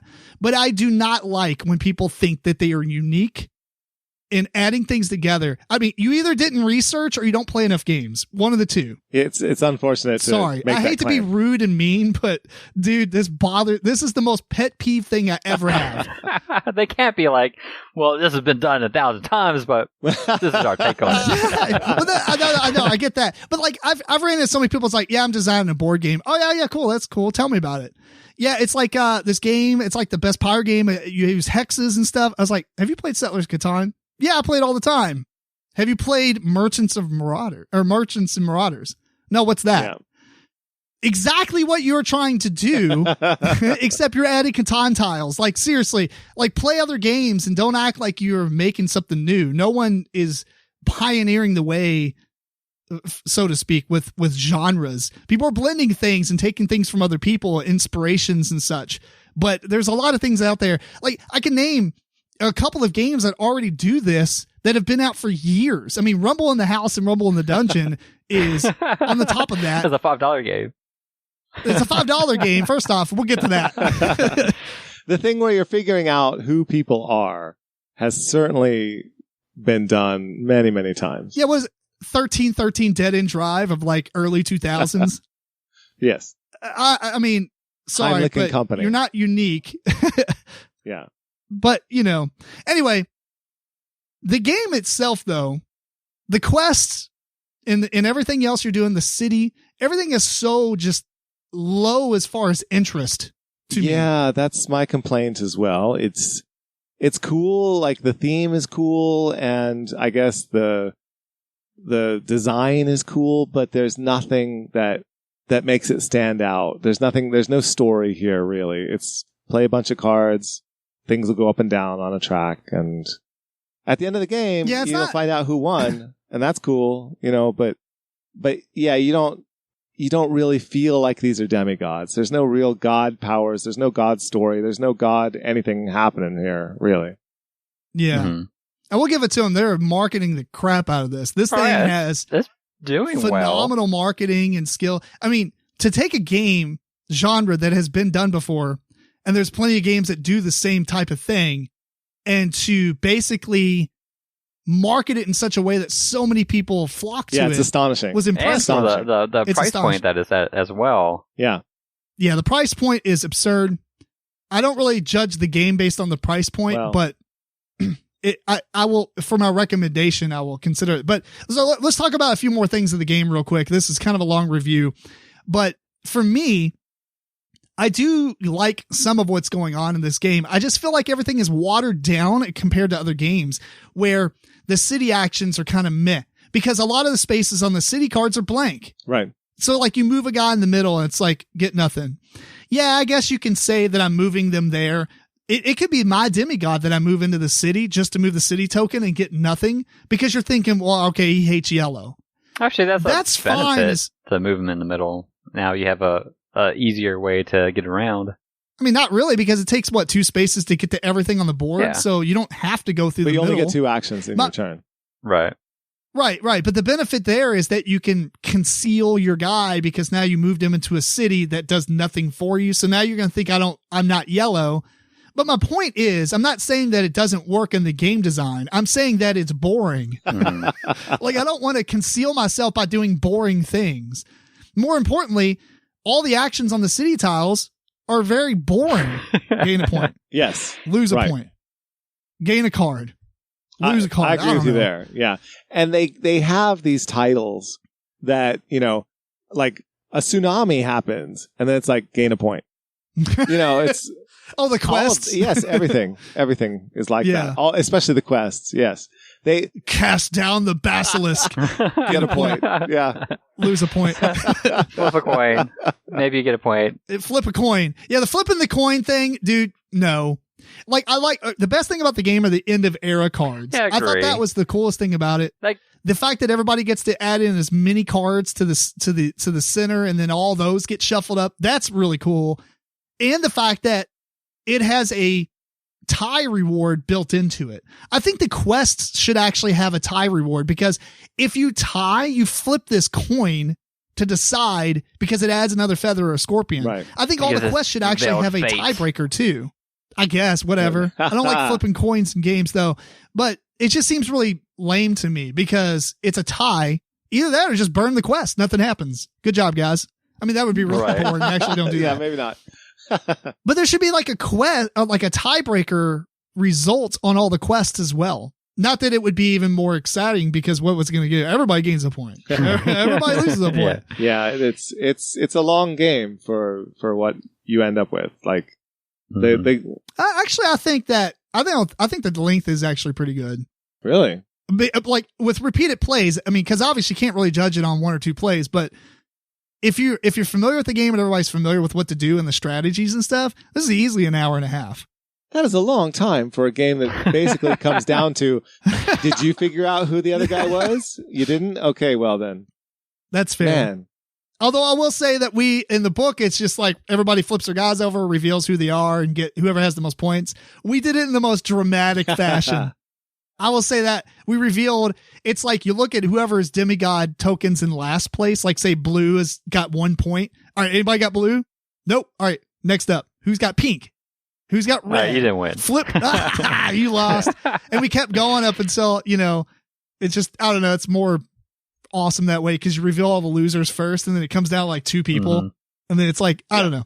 That was fun. Really, I mean, we had more fun with the end of the game doing that than playing the game. Yep. Which, honestly speaking, even though I've talked a lot of trash about it somewhat, I didn't hate what I was doing. I just think it was okay. It could be spiced up a little bit. Some of the city cards were kind of boring to me. Like, nobody can use god powers. Well, that's stupid. That's like one of the coolest things of the game is the god powers, even though they're somewhat expensive. Yeah. I mean, I think George used the god power twice, and that was it throughout the whole game. Other people... Maybe I used it once. Other people used them. It was infrequent.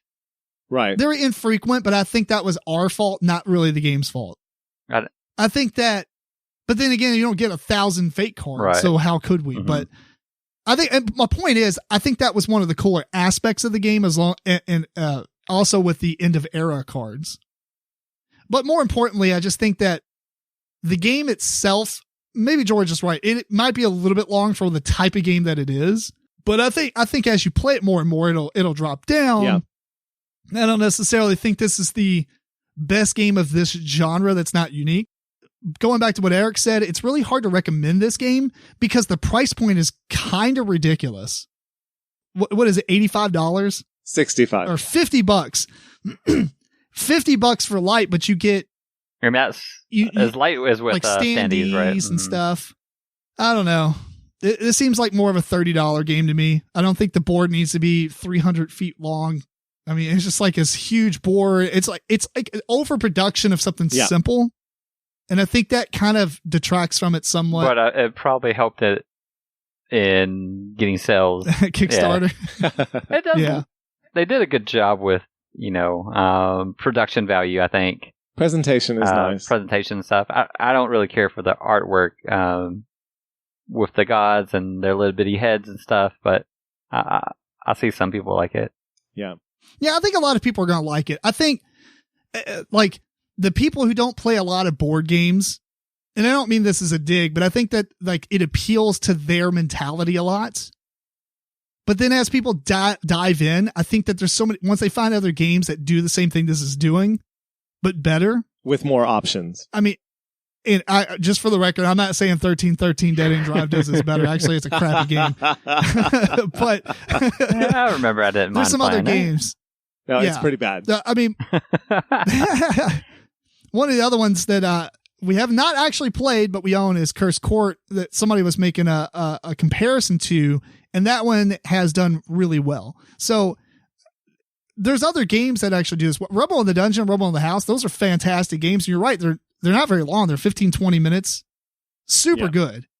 And, but so for me, I'll just go ahead and we'll start this roundtable final thought thing because it's getting kind of long. But for me, I think that it's okay. I wouldn't mind playing it. I don't necessarily think I'm going to buy it unless I find it for a deal. And I'm sure it's not going to spend the crazy amount of money to upgrade all the components for this. There's so many other games I would rather bling out than this one, but the miniatures do look cool, from the videos and stuff that are on the Kickstarter page. Obviously we played a digital version of this. So even the digital models look pretty cool. All the components are really good. I think the quests and the city cards are kind of bland because they're just black and white for the most part. But overall, it's okay. Eric? It was just okay for me. Not something that I'm looking to pick up. George? This is the kind of game that I really love. And I yeah, no, really. What is it? Strategic deductory? I don't know. Right? Yeah. Whatever they said. It's social deduction is what it is. And I love those kind of games. I'm really very good at them. I love doing that kind of meta gaming and getting people to think things that are not true. It worked in this game. I had a great time. It did. I think you're the only one that no one guessed. So you did something good. I like this kind of game. And even having said all that, this one is like a 7. It's not a 10. Pretty good. I give a lot of 10s. Yeah. 7?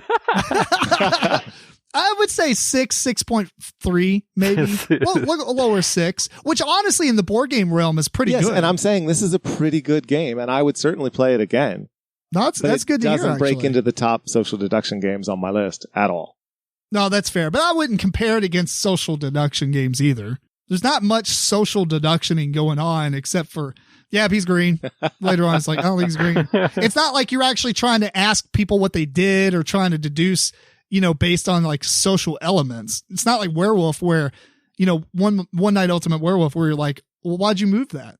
Oh yeah. Well, I caught you in your lie because I'm this. Yeah, it's not in a complex story like that. No, not at all. I agree, and that's where it falls down for sure.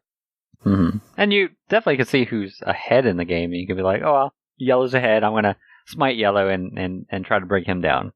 It doesn't really matter who it is. Right. If it's not you, that's what you do. Smiting actually is one of the coolest things in the game, honestly. Because you smite and then other people are like, I'll move them and, kind of conceal my action because you get cards for doing so. And you're like, man, you just moved blue completely out of the abyss. What are you doing? It's like, you haven't moved blue at all. I just wanted the cards. But maybe they, I don't know. There's some cool stuff going on. I just think for overall, I don't like games where like everything you get is like very minute rewards. One here, two yeah, here. that adds to the length for me. If it was half the length and half the cost, double the fun and half the length, it would be up there. All right. Well, I don't want this to go on too long, but yeah, okay for us. And George actually likes it. I like it decently well. Yeah. Cool. Anyway, that is Veiled Fate. Let us know what you think. You can send your hate mail to MeepleCore@gmail.com. All right. So for our one and only topic of this episode, we are going to do what we've done in the past many times. We're going to go over one of the preview lists that Board Game Geek has on its front page.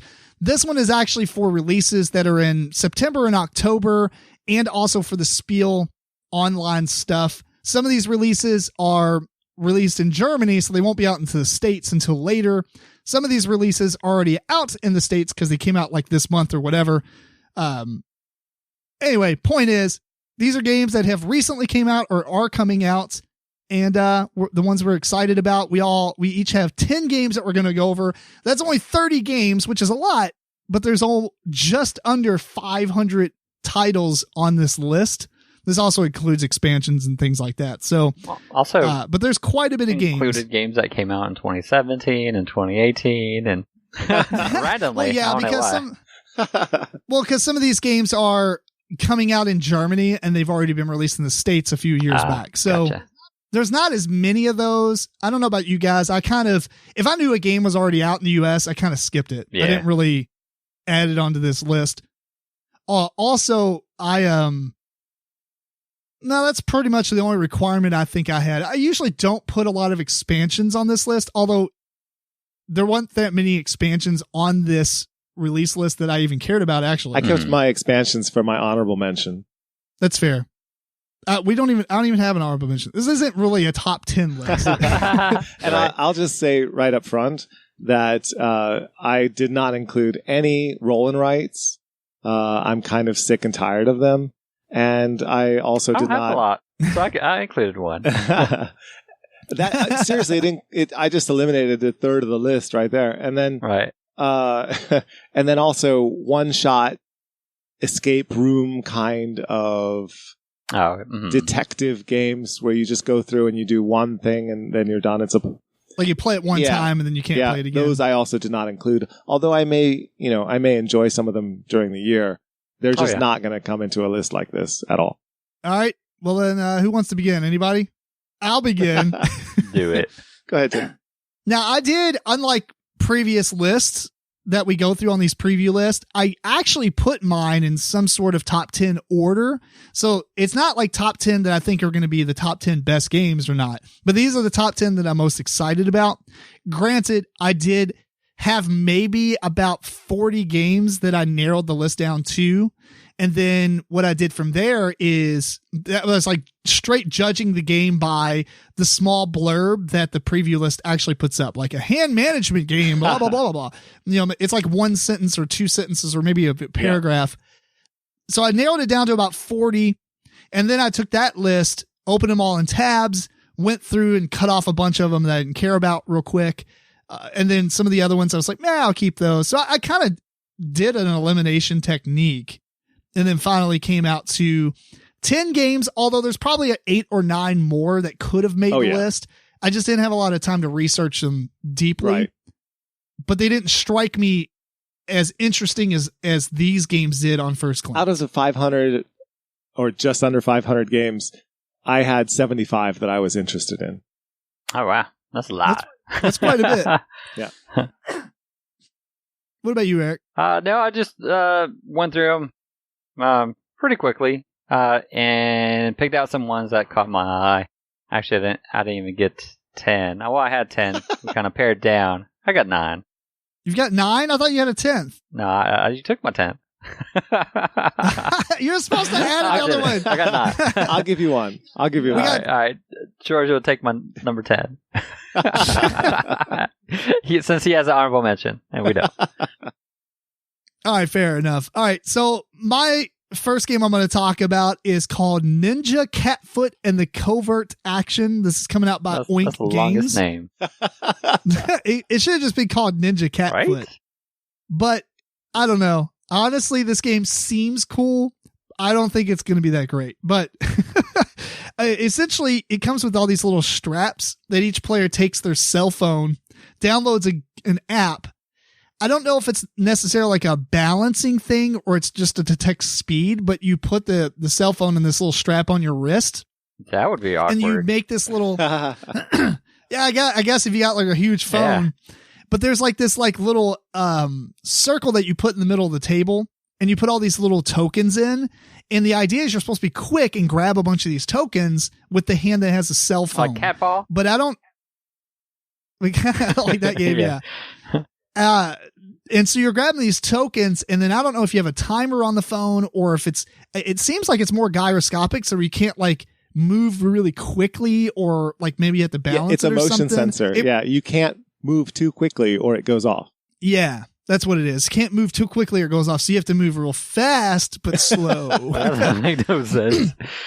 Which actually doesn't make no sense if they call it Ninja Catfoot. You would think I know, because you're not really being a ninja. You're a ninja with a speed limit. Yeah, and you're not like cats are kind of fast. I would imagine you would. Yeah, I don't know. Slowly too, though. So far, yeah, like I think if they're like, trying to surprise something or pounce something, I guess. Once they start moving fast, then they. Although I will say that I think Oink Games has. I don't like all their games, honestly, but they do have a good track record, so I don't know if they would publish something that was terrible. So I like that. Anyway, it's like a small box game usually, or I guess all the time. Yeah, all their games are pretty small, but I mean, most of the components are your $1,000 cell phone in your pocket. Yeah. So anyway, that's Ninja Catfoot and the Covert Action. All right, George. All right, so Eric's number 10. is going to be Monster Expedition. And this one is an Alexander Pfister game, but it's in the same world as Carnival of Monsters. All right, that's a good pick for me. Thanks. Okay. You're welcome. I think we kind of talked about this game recently, didn't we? We did, but I think we have a lot more information on it now. And it's going to be sort of a card drafting and dice rolling, get sets kind of game as far as I can tell. But Alexander Pfister has done a lot of good games, and I know Eric has liked quite a few of them. Yeah, it does say 30-minute playtime, so I typically don't like games that are really short for whatever reason, just because a lot of times it's maybe a little lacking in depth. Yeah. So we'll see. It is a good designer, good pedigree, so maybe. There's plenty of games that say 30 minutes that take an hour. All right. Yeah, and the art is great. The art is the same as from Carnival of Monsters. So, well, not really dragons, just different kinds of monsters. All right, so George, you're number 10. All right, so that was Eric's number 10. And my number 10 is called Yum Yum Island. And this is a game where you have I hate games that repeat the title twice and 3 times. What? Yum Yum Island. It could be worse. It could be Yum Yum Yum Island, but Bling Bling Gemstone. This is a game that is by Space Cow, and in the game you have a bunch of you mean Space Cowboys or Space Cow? Space Cow. All right. Yeah. So in the game, the players are pelicans delivering food to other animals around this island. And the reason is because there's this giant in the center of the island taking all the food all the time. So the animals are starving. And so it's like, we're like a care flight kind of relief mission. And you're playing cooperatively, And one at a time, the players are going to put on a blindfold and take food out of a central food area. And then they're going to move their hand out over the animals, which are represented by tiles that have another layer of tile to show where their mouth is. So you try to drop these items into the animal that is required and in the right types, because there's green and red if they're vegetarians or carnivores. But you have to roll a die first that gives you all these difficult things that you have to also do at the same time. So sometimes players can tell you, give you direction, and sometimes they can't, and sometimes you have to have your hand at a certain height, etc., etc. And if you miss, the giant gets the food. And when the giant fills up, you lose the game. It's that simple. It's going to be that funny, and it's going to be a game where you can really house rule it and make it like crazy, difficult, or easy, whatever you want. That's going to be great. Cool. This is a kids. That's kids pretty game. cool. It's one of these kids games that is going to be fun good for adults. You know, it's Sure. like Baron Stark or something like that. Yes, it's a kids game, but man, it's just fun for anybody. Well, cool. My second game on my list is kind of a kid's game as well, and it's called Box Monster. Yeah. And I was going to download the images if you're watching the video and put them behind me, but I kind of sit in the middle, so using the virtual background as a screenshot thing doesn't really work too well. So it's whatever. But Box Monster is basically a cooperative game where you have a giant box. I mean, I guess the board game box as you open it, the rest of it is, it's got these holes that you can put your fist through on each side of the box, so you can play it 4 players. There's all these tokens in the game that go into the box. You shuffle it all around and stuff. And there is a card that you flip out. I guess you're doing so many of these cards or whatever. And it tells you what item or two that you need to get out of the box. The difference is, though, just to kind of read the way it says it here, which is part of the difficulty, you reveal the top stuff card, check what stuffs is on it. Players put the hand in the box, and then they have a time limit to feel around, and then you have to pull out an item apiece. The problem is, though, 2 players always have to pull out the same item, and then the other players have to pull out what you need on the stuffs card. And then you play through the stuffs deck, and then you either lose 3 times, which I guess is a life point, and you're out of the game and you lose the game, or you finish all the stuff cards and you win. So I thought this was, I don't think I'm going to play this with a ton of adults all the time. That seems But playing it with pretty simplistic. playing with 'Cause it's like yeah, but playing it with kids could be a lot of fun. I think it's going to be a fun game, period. Yeah. like, you know, pull out a duck or something. So you got to figure out, they're all cardboard pieces, obviously. And you figure, you know, you're touching the cardboard pieces and looking for a duck figure shape or a star shape or something and pulling it out. Yeah, but the difference is all 4 of your hands are in there and you're moving all the pieces around, and 2 of you have to get the same one. So you got to communicate that while the other players get the stuff. You know what I mean? Okay. So I don't know. I don't know if it's going to be easy enough to say, all right, Eric, me and you are going to go in, get starfish, and then the other 2 just get the stuff you need, you know? But then maybe the first thing you reach in and grab is one of the stuffs. And you're like, you know what? I have the one thing. How about Eric and George grab the 2 of the items? So I don't know. It might be kind of interesting. Like I said, I don't think it's a game for all adults to play. This is definitely going to be a game that if you have your kids playing it, it's going to be good. And it's, and the reason I kind of like it is it reminds me of that little, when you go to like the science centers and things like that, and you stick your hand in, or like the little science experiments at school where it's like, can you tell me what's inside the box? You know, it kind of is a sensory type of thing, you know, you stick your hand in there and it's like supposed to be a brain, but it's actually spaghetti or whatever. That would be weird. So it's just kind of a neat. You never played that game like in school where they had like spaghetti 10 different boxes and you had to put your hand in there and feel it and then write down what you think it is, and whoever got it right. I have not. I've seen some YouTube videos. Well, it's like an elementary school thing. So now that I have you little kids, it sounds really fun. But this is Mando Games or Mandu Games. All right. I think it's a good choice. All right. For me, I guess it's number 9. The Castles of Tuscany. Now, this is a game, it looks like it's kind of filtered out from Castles of Burgundy. And it seems like it's going to be a little lighter, which I'm not sure if I like the going a little lighter part, but it will be something that maybe you can transition some new gamers in. And since it's distilled from a good game, it probably should be, keep a lot of the gameplay to it, which I've always enjoyed. So I'm looking forward to at least giving this one a try. It's going to be definitely a little lighter, it seems, but I think it'll still be a good game. Which is on Tabletop Simulator. Yes. So we will probably play it very soon. I'm definitely possibly tomorrow. I'm willing to try. Yeah. Who's that published by? Published by Elia. Elia, yeah. Okay, cool, my George. Number 9 is a game that is one that I need to find the picture for. It's called Wutaki.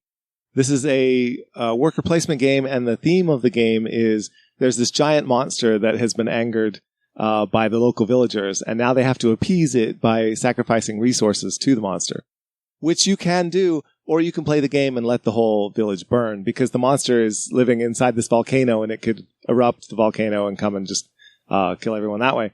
Anyway, it's a worker placement game with a twist where you each have command of an element. It's what was it called? Deductive strategy, where people don't know which element you're actually in control of, but you can do these pacts. That sounds really unique. You can do pacts, and if you do pacts that are the element that is opposed to your element, like if you're fire and you do water pacts, you're actually getting negative points. And you can force people to do certain things. So if you know somebody is the fire element, you can make them keep doing water pacts and stuff like that. It's going to have a lot of really interactive worker placement things that can go on. And it seems super interesting. It's Wutaki. Who publishes that? This is published by Hodari Spiel, and the designer is David Rimbach. My number 8 is a game called Seastead. And as I started looking at it, I was like, wow, this looks a lot like Flotilla. And then as I read, it's like a 2-player game that takes place in the Flotilla world. So makes a lot of sense. And it's also published by WizKids, who also published Flotilla. So things started to align, and, it wasn't so much of a mind explosion, but it was close. Anyway, it's a 2-player game. It's, 2-player watered down version of Flotilla in a way, but it does have some unique stuff going on. One of the biggest thing is you are either building city or buildings onto one of the 4 flotilla tiles, which will unlock bonus spaces that you have to get to and, complete first, because otherwise your opponent will. The other thing is, though, when you dive into the water, you're always going to get 2 resource cards, and you have to pick between one, and your opponent gets the other one, which I assume, I haven't really read all the rules or anything. There are some videos out there, but I just briefly looked at the game. I'm assuming those resource tiles are what you need to build the buildings or to fill up those spaces. So it's kind of I open up the opportunities, but I hope you can't get to them before I can type of deal. So I don't put a lot of 2-player games on my list, but I liked Flotilla quite a bit. I don't think this is going to be better than Flotilla, because I like that one a lot, but I am definitely intrigued. So that's Seastead by WizKids. Awesome. Number 8 for me is a game. It's actually a reprint. It's called Royal Visit. It's a Reiner Knizia game. I actually have an older version called Times Square, and I've always enjoyed it. It doesn't have the highest score on Board Game Geek. Might be because the rules are kind of hard to decipher at times. And actually, I've played this one quite a few times, and many of those earlier times we've played it incorrectly. And then we figured something out, and then we still played it incorrectly. On the rules, they'll say that it's a tug of war 2-player game where you're trying to get a figure on your side of the board, all the way at the end if you want to win, or I think it's after a certain amount of rounds. If that figure's on your side of the board, then you're going to win. But anyway, they have names like Saucy Sue and Handsome How and some if they just said yellow or maybe even how or something, I don't know. For the Times Square version, yeah. Right. So the new edition is Royal Visit. It looks a little better for myself. So I might just pick it up and maybe get rid of my edition of the game, Times Square, just because of the updated artwork and all that. I'm sure the game is going to play the same, but I always enjoyed it. Well, I do hope they do a better job with the rules. Yeah. Oh, sorry. My next one is number 8, and it is Switch and Signal. And it is a train game that is cooperative. Everyone is playing on a map where you have trains that come out on the board, and then you're going to be sending them around to pick up and deliver these things. And you have to get everything to Marseille to win the game. And when trains get to Marseille, they also go back to the station house or wherever they came from, and then you can reuse them later. But all of these tracks have signals that are these red spots on the map.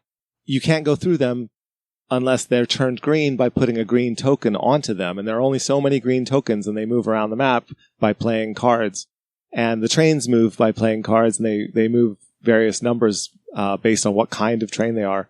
And it's a very complicated puzzle to get everything to where it needs to go in only 16 turns.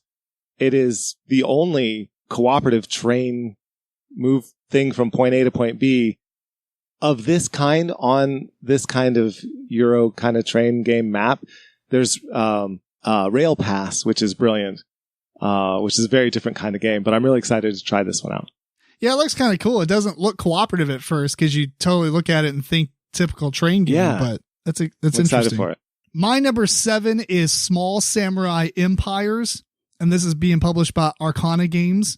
This is, it's like, I'm really fascinated with small games, like a big game in a small package, not on the level like Tiny Epic, even though I like Tiny Epic games, but I like the small box games that have a lot of stuff going on. And this one kind of looks like it's going to be something like that, because although I'm excited about it, but at the same time, I can totally tell that if I play it once, I may not like it, but we'll see what happens. Basically, there's a map of Japan, and it's separated into 4 provinces or whatever. Each province has different spaces on it, and you have all these action selection tokens that are hidden behind your screen. Everybody has the exact same layout of action selection tokens, but basically it's like move 1 or 2 cubes or 2 or 3 cubes, or you get to activate a fight, or maybe you can harvest the area, or you can build a castle. And then you've got multiples of some of these. What happens is each player is going to take turns putting these tokens face down on these different spots next to the provinces. There are, like I said, 4 provinces. Each one has 3 spots to put tokens. Or maybe one of them has 4, one of them has 2 of them have 3, whatever. Then starting on the lowest province and going up, you reveal them all. On top of that, each space that you put it on actually has a bonus thing as well. So like you might flip over and move, but then that bonus might be to activate a fight, or you can harvest and stuff. It sounds like a war game, but what's interesting is you're actually getting victory points. As a matter of fact, I think there's actually 4 ways to score the game, and you pick which one you want to play with. And so the game is like a war game, but you're scoring points. So you don't necessarily have to be dominating everything. Obviously, I guess that could be a way to win. But depending on the way that the scoring works for that variant, you don't actually have to be dominating the map. You just have to be doing what's needed for the scoring. And so you play over like 3 eras. Like I guess you you put all your tokens down, resolve them all, and you're going to do that like 3 times. So it's kind of a shorter game, I believe. And I think it says 45 to 90 minutes. That might just be based on the player count or the whatever scoring method you pick. But there's just something that kind of intrigues me because it seems like a war game, but I like the fact that you actually get points. And it's not just like whoever controls 12 places wins, you know, or whoever's beating up people the most. So interesting. Yeah. Fascinated. Yeah. Oh, yeah. Yeah. Yeah. Yes. So number 7 for me is the game of Puerto Rico that came out in 2002. This is not a rehash.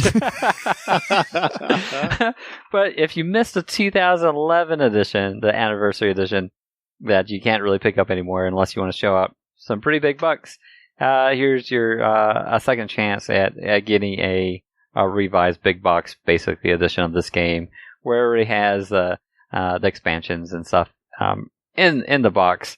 They updated artwork. They said they redesigned it. I don't believe, from what I've read, they've done much tweaking of the rules. It's just really terminology and maybe really, I guess, terminology and and updated the artwork like a those little bit. one-offs are more explained or Yeah, whatever. they changed, colonists to something else, renamed a few things. But the PC version of Puerto more Rico. PC versions of stuff. Uh-huh. There was other revisionist history. Yeah. I guess so. Yeah. But definitely. I just played actually this on VGA just within the last week or so.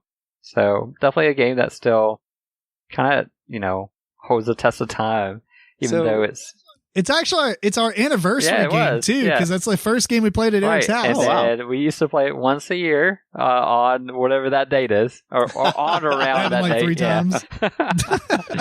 But I wouldn't mind having a better looking version, and with the expansions, we've never really played with the expansions, so.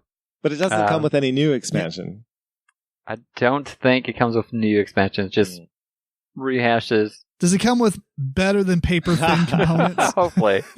It looks like it comes with expansions and promos that's been released up to this point, so things that you can really pick up nowadays. All right. Gotcha. Easily, anyway. All right, my number 7 is a game called The Loop, and it is a theme that I will always be fascinated with, whether it's in board games or anything else, and it's time travel. So this evil Dr. Fu is traveling through time and changing things in various dimensions. He actually makes copies of himself, so he can be acting in different places at the same time. That's cool. Which is really cool. And then you go on loops, and you chain your actions together in order to make more and more powerful things happen. You loop yourself in time. So it actually has a time element to the game. And it's a cooperative game where you're trying to foil the plans of Dr. Fu, and you do so by card play and moving around and taking actions in various timescapes. So I think it'll be a lot of fun. It's by Catch Up Games, and they did Paper Tales, and they did Fertility and Q-Birds. I think there's various games they've done that they've been all right. I remember Q-Bert. Not Q-Bird. Not Q-Bert. So yeah. It seems kind of silly. I like it. Oh yeah. My number 6 is a game called Influentia. It's published by Ludonova. And this game is a trick-taking game which is odd because I usually don't put trick-taking games on my list, although I have been enjoying them more. This one just sounded interesting to me, although it doesn't look super appealing. So as I was clicking on it and looking, I was like, man, this better have something cool about it. What's interesting is the deck is comprised of all these resources. And then there's these city tiles that require the resources to make. And so what happens is you're going to play a card, like whoever's leading the trick or whatever, starting the trick is going to play a card, which is a resource. And there's 2 things going on. One, there's I don't remember what they call them in the rule book because I just kind of breezed through the rule book real quick. There is whatever you play is like the lead card of the trick or whatever. But at the same time, there's also like an influence resource that's selected. So that's like the trump or whatever. And that changes. And what's very interesting is that none of the other players actually have to play. There's no requirements. You can play whatever you want. But if one of the trump cards are played, whatever trump card's the highest wins the trick. If there's no trump cards, then whatever the lead card was, whatever highest of that category wins the trick. But there's also another requirement because there's like 4 or 5 different resources or whatever, and they have multiple copies of each one. But there's a little token that actually says if it's the highest or lowest. So sometimes you actually want to have the lowest number of that resource or whatever. But what's interesting is once you win the trick, you select like a resource to keep. So you don't actually get them all. You just choose one, but you can't choose the one that you won the trick with. You have to choose one of the other ones. And you're basically collecting resources to spend them to build these city tiles and, get points or whatever. And then after 3 rounds, which I'm assuming each round is play all the cards in the deck or whatever. And then after 3 rounds, whoever has the most victory points wins the game. So it just seems like there's enough going on here that's different than other trick-taking games that kind of intrigues me. Yeah, I'm just looking at it now, and the art is really interesting. It's this really futuristic Italy. And yet they still have plague doctors, and there's still rats running around causing havoc, apparently. Yeah, it's kind of neat. And I'm a really big fan of blue and grays and browns and stuff. But I mean, it feels like the game is like one color palette that's really small. So it has a cool style. It really does. It does have a really cool style that I don't see in any other games. But Eric, I know we were kind of talking about this earlier, but now that you know that, what do you think? Yeah, I'll try it out. You can pretty much say that about any game. Were you not listening to me at all? I was in my own world. I was looking up something else. Oh my God. You play a card, you don't have to follow the trick. If you win it, you get resource card. You get the cards that was played in the trick, except for you can't pick the one that you played. And then you use those to buy city tiles, which gives you points. And after 3 rounds, which you're going through the whole deck or whatever, then after that, you get whoever has the most points wins. Dope. That's the short. Yeah. Well, anyway, Eric, what's your next game? Talking about trippy. Next game for me is this game called Cosmic Frog. So you're these 2 mile high cosmic frogs that are immortal. And you're going in it like interplanetary kind of dimensional stuff, and you're going around and you're getting these basically land masses or whatever, and you're putting into your gullet. and then you're going into a different spot and you're like regurgitating all this stuff. It's just really trippy, and it's a like a multiplayer fighting type of game. Yeah, and just the artwork and trippiness of it is kind of intriguing, and I want to give it a try. That's really weird. I thought we were doing Eric's list. Right, I have to give you that the art and the theme of it. Yeah, this would normally make my list, but I really do worry about the fact that it's just constant conflict. It's just constant.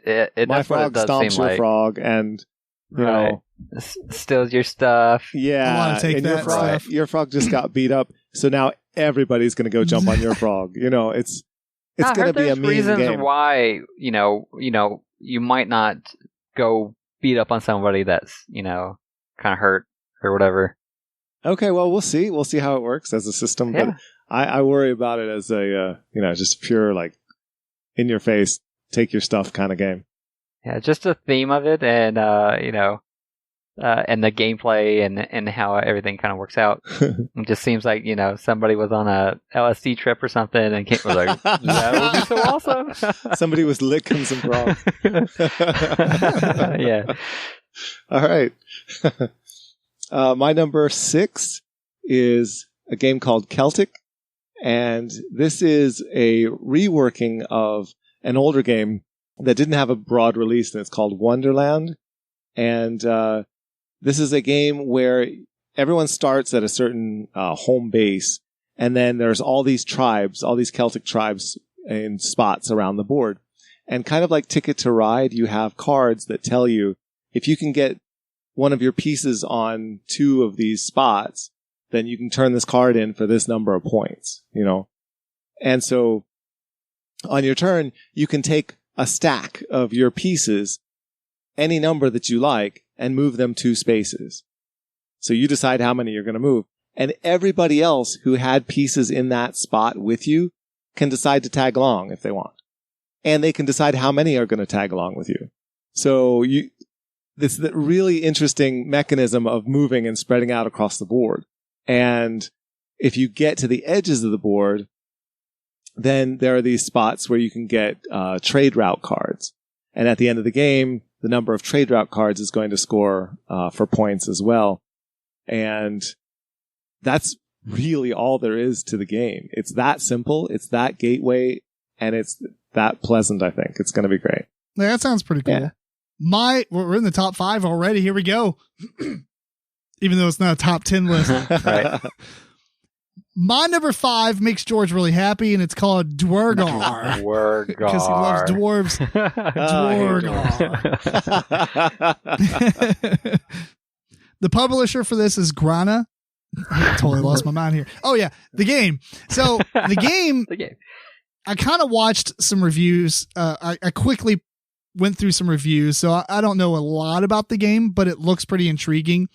You basically have all these different meeples that are different colors, and they represent like an engineer or a scientist or whatever. There's like different ones. I think there's like 4 or 5. And they're out on this board, and it's a worker placement game. But what's interesting is you can, on your turn, place up to 3 worker placement actions. When you place workers, you're bumping other workers off the space. So no one actually owns any kind of workers. Like Eric might go somewhere and put an engineer, but I go there and bump it off with a new one and get the one that bumped off. So you're constantly moving things around.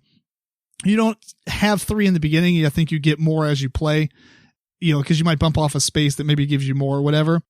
Also, on top of that, some of the worker spots give you benefits if you put the specific type of workers there. So maybe the engineer really likes to be in this one spot because thematically it works out. Or there's another one that, the scientist shouldn't be in or whatever it's called. There's probably not even a scientist, but like that, it doesn't need to be there because that's not his job. So you don't get any bonus actions for going there. You know what I'm saying? On top of this, there's also this mine that you're built or getting stuff in. And from what I interpret, each player has a column on this mine shaft. And so as you dig up new minerals, they go on your space on this mine shaft, and there's like multiple layers from top to bottom. And so the bottom is like crystal. But the thing is, the tile that is in that spot has one space for each player. And so anybody who moves the mine shaft moves that stuff up one space. And so like you might build a crystal, but no one's moving the bottom one up. But if you build some ore, which is halfway up, if people move the mine shaft, they're also going to be moving your stuff up as well. And I guess once it gets to the top, you collect those resources. So it's a worker placement game, but it has a lot of cool, different stuff going on. And the theme is amazing. I'm not a big fan of dwarves, but the artwork looked awesome. It was a really funny word. Dwargar. I couldn't even find it. And, Dwargar. It's DWERGAR. That's not how you spell dwarf. It's not dwarf. It's dwur.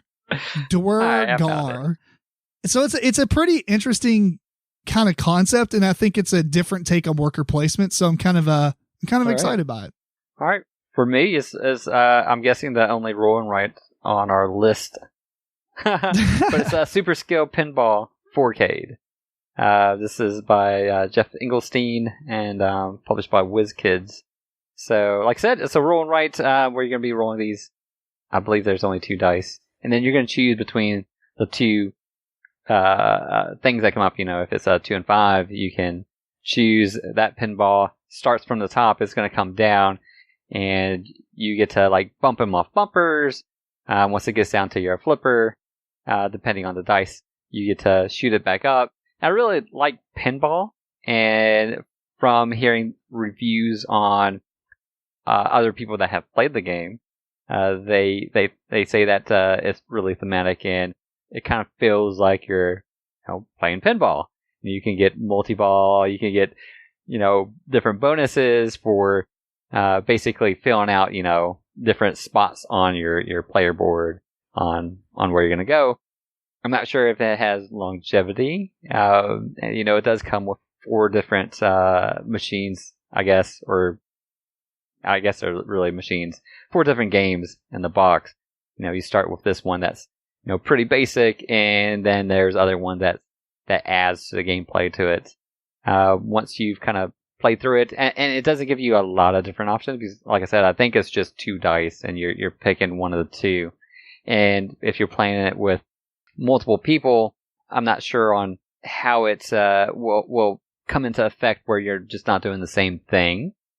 So we'll see. I would like to give it a go and try it out. Like I said, pinball has always been one of my favorite games at arcades, so definitely I think it's interesting. Yeah, I've heard good things about this one. George's like, it's a roll, right? Yeah. I think that Jeff does the kind of cool, random, quirky stuff really well. So, like, this seems like a game that should be up in his wheelhouse. Like, if somebody was going to design it, I mean, and I've heard that it's the best representation of pinball in a any board game. Not that there's a Right, lot, yeah. but for the idea of how chaotic pinball is and stuff, it sounds like it's pretty thematic. Oh yeah. My number 5 is a game called Bees. Bees. And they must be really cool bees because they're spelled with a Z. So I know they didn't have Oprah they're like on there. extreme bees. There's that meme where she's like, bees, and it's like somebody photoshopped a ton of bees coming out, and everybody in the crowd's crying because they get something free. I haven't seen that because Oprah gives away a lot of stuff, but instead they got a bunch of bees. Oh, I gotta see that. Yeah. Well, anyway, so this is by, I believe, the same people who did things like Azul and Reef and that sort of thing. And this is a really puzzly game where you have these bees that you have to fly around and pick up nectar. But the trick is, in order to fly your bee, you have these numbers at the base of the bee, and the cool components. So good, yeah. I like that. And the bee can't fly straight. So at the very front of the bee hex, there's a spot that says you can't go that way. But if you want to go in one of the other directions, it tells you what the numbers are that you can move. It might be 1 or 5 in that direction, or 2 to 4 in that direction, whatever. But anyway, it matches up to the bee. That piece that shows you how the bee moves matches up to the piece that you have on the board. So then you're going to move that bee in a certain direction and then turn it to face the direction you just moved it so that it can't go that direction twice in a row. So you have to move around like a bee, like, zigzagging all over the place. And the worst part of it is that when you get a piece of nectar, because you've landed next to one, whatever the number of spaces that you moved to get that nectar, that is where you have to place that piece on your nectar board. And the nectar boards have all these numbers on them. So, and you have to place... I have seen this one, yeah. You have to place a nectar next to a piece of nectar that you already got previously. So you can't just put it anywhere. So you really have to puzzle out your movement and how you do the moving and where you get the nectar and how you place the nectar. It's going to be brilliant.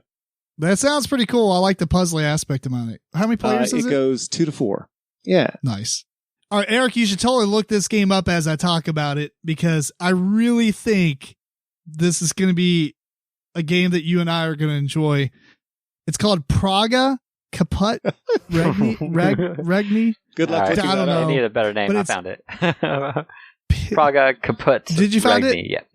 3 words. Yeah. It's published by Delicious Games. It also says Rio Grande Games, so maybe they're publishing it in America. This game is 3.7 game out of 5. Oh my good right there. Lord. Yeah, it's going to be a weighty game. It's Vladimir Suchy, yeah. This game looks massively complicated, yeah, but the big thing is now. if you look at the very top right of the board, this is kind of where most of the stuff happens. This is it's called a crane, I think, but it's like an action wheel. All the actions in the game, you can either play it on the orange side or the gray side. You have to decide at the beginning. The orange side always has 2 actions that kind of coincide with each other. So if one action appears, it's always paired with the other action. But you can flip all the tiles in the game, and then they're just randomized on printing or whatever. But basically they slot into all these all these hexagon, like everything in this game is like dual layer boards. But this crane has all these slots that these double hexes kind of hang off of. And there's a red section, a green section, and a blue section. And when you make a choice, everything in the red section that you buy, that action tile, cost you like money. The green section is free, and the blue section, I guess, there's another requirement for it, or you get it like a bonus action when you take it. But you also get like the bonus thing that's on the middle of the crane as well. But you're getting all these to get resources, to buy these tiles that are underneath of that thing. There's a bridge that you can build. This bridge is like a 3D bridge, made of cardboard, that you build the slats on the bridge, but each of the tokens kind of remind me of Teotihuacan, where you're building those little double tiles that climb the stairs of the pyramid. So you're actually building the slats of the bridge by putting these tiles on it.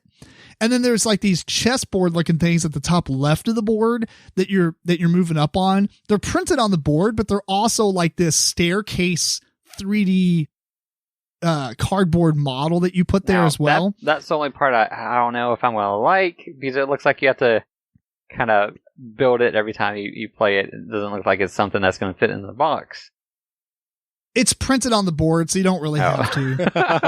So it's an aesthetic. Yeah, you can build it if you want, or if not, we'll print it on the board. But if not, whatever. This looks like 8 games mashed into one. It does look pretty busy. Oh my lord! It looks amazing. I love games that are just like. I think you're just really what it is you're buying. And again, I didn't look super deep into these games. We're not trying to explain how to play them. It's just, oh, this looks cool to me, right? So you're buying those hexes and you're placing them in the empty spots on the bottom half of the board, and stuff happens. But then you're also building this bridge and also putting tokens up on these staircases at the top left.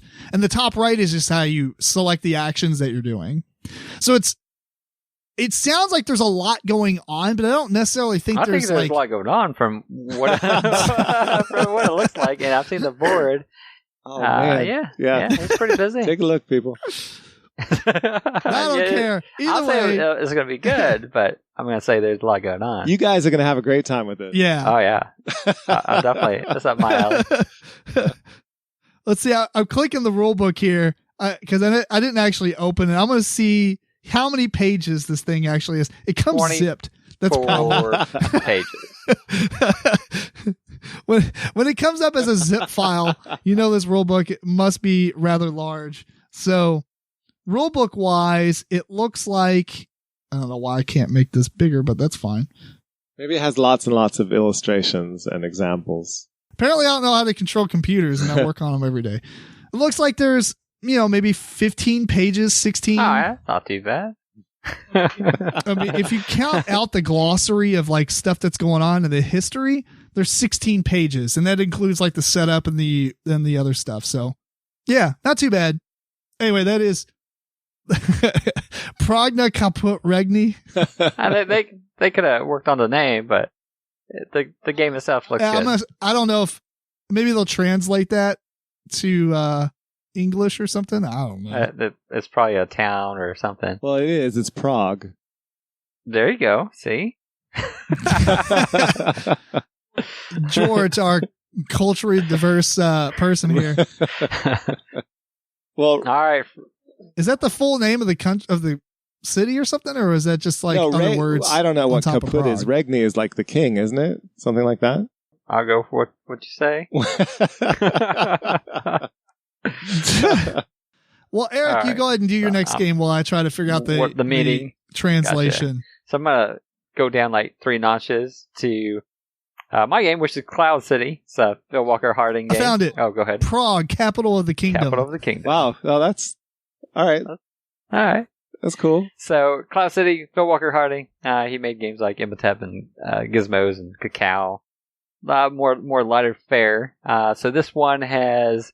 What caught my eye is probably the table presence of this game. It's kind of you're building these buildings and these walkways, and it's all in these 3D buildings and walkways, and they're different height.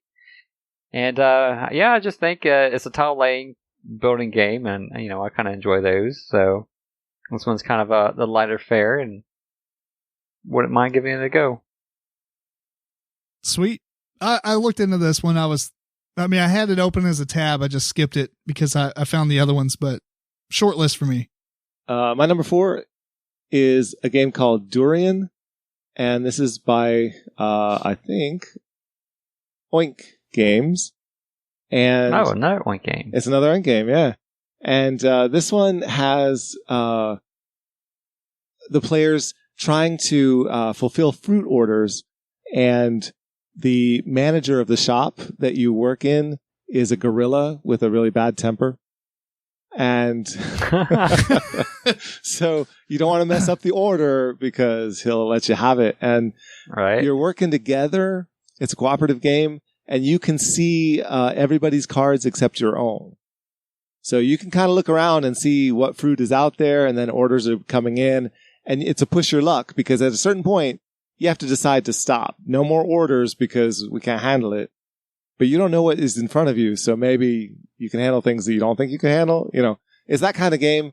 That's really all I know about it, but I know Oink makes great games. They make great large player games, and this one sounds like it's going to have a lot of hilarity to it. Ninja Cat Paw. Yeah. Except maybe not. My number 3 is a Stefan Feld game called Bonfire. This one, I believe, actually just got released because I've seen people on Instagram posting pictures of them having it, so it's very new. But Bonfire is essentially whatever. It has a theme, but whatever. Oh, the theme's decent. No, I think, no, yes. Tell me the theme, Eric. Tell me the theme. What's the theme? Basically, you are, what are you? You're, You can read the paragraph. I can do that. The bonfires are a source of light. That right there. Energy and warmth. You're like energy and warmth created by the. Hang on. I'm having my monologue of a theme here. You're little people. The bonfires are sources of light. Energy and warmth created by the guardians of light in order to brighten the cities of the otherwise dark planet. The residents of the cities, however, took the bonfires for granted, exploited them for their personal gain. Disappointed, the guardians of light retreated and let the bonfires extinguish. The citizens could no longer live in the now dark cities and were forced to leave. You're a group of gnomes. Gnomes, that's what it is, not dwarves. That's even worse. It was some little person. That's even worse. No, what it is, they're a group of new little people. Yeah. trying to do stuff and appease the guardians to relight your bonfires. Because you live around those cities, and you know the humans didn't care about your bonfires, and they got extinguished. So you're trying to do stuff to make these guardians happy. Yeah. So what this really is you're going to be doing a bunch of stuff that you can barely make a thematic tie to because, you know, gnomes, who knows what gnomes are like and what gnomes have to do. But it's going to be a bunch of like random Feld stuff that you have to do to get points. And there's big pointality. And it sounds amazing. So, but I heard this game has, you know, a lot of Feld games have. What? Whoa, hold on. Am I going to explain it or what? I shouldn't. I'll add to it a little later. Knock it down. Let me explain it. Then you can tell because I am actually interested in what Eric has to say right now. But I don't want it to extinguish my excitement of telling you about the game, and then Eric tell me this, and then I'm like, okay. But if he tells me first, I'm like, okay, let's move on.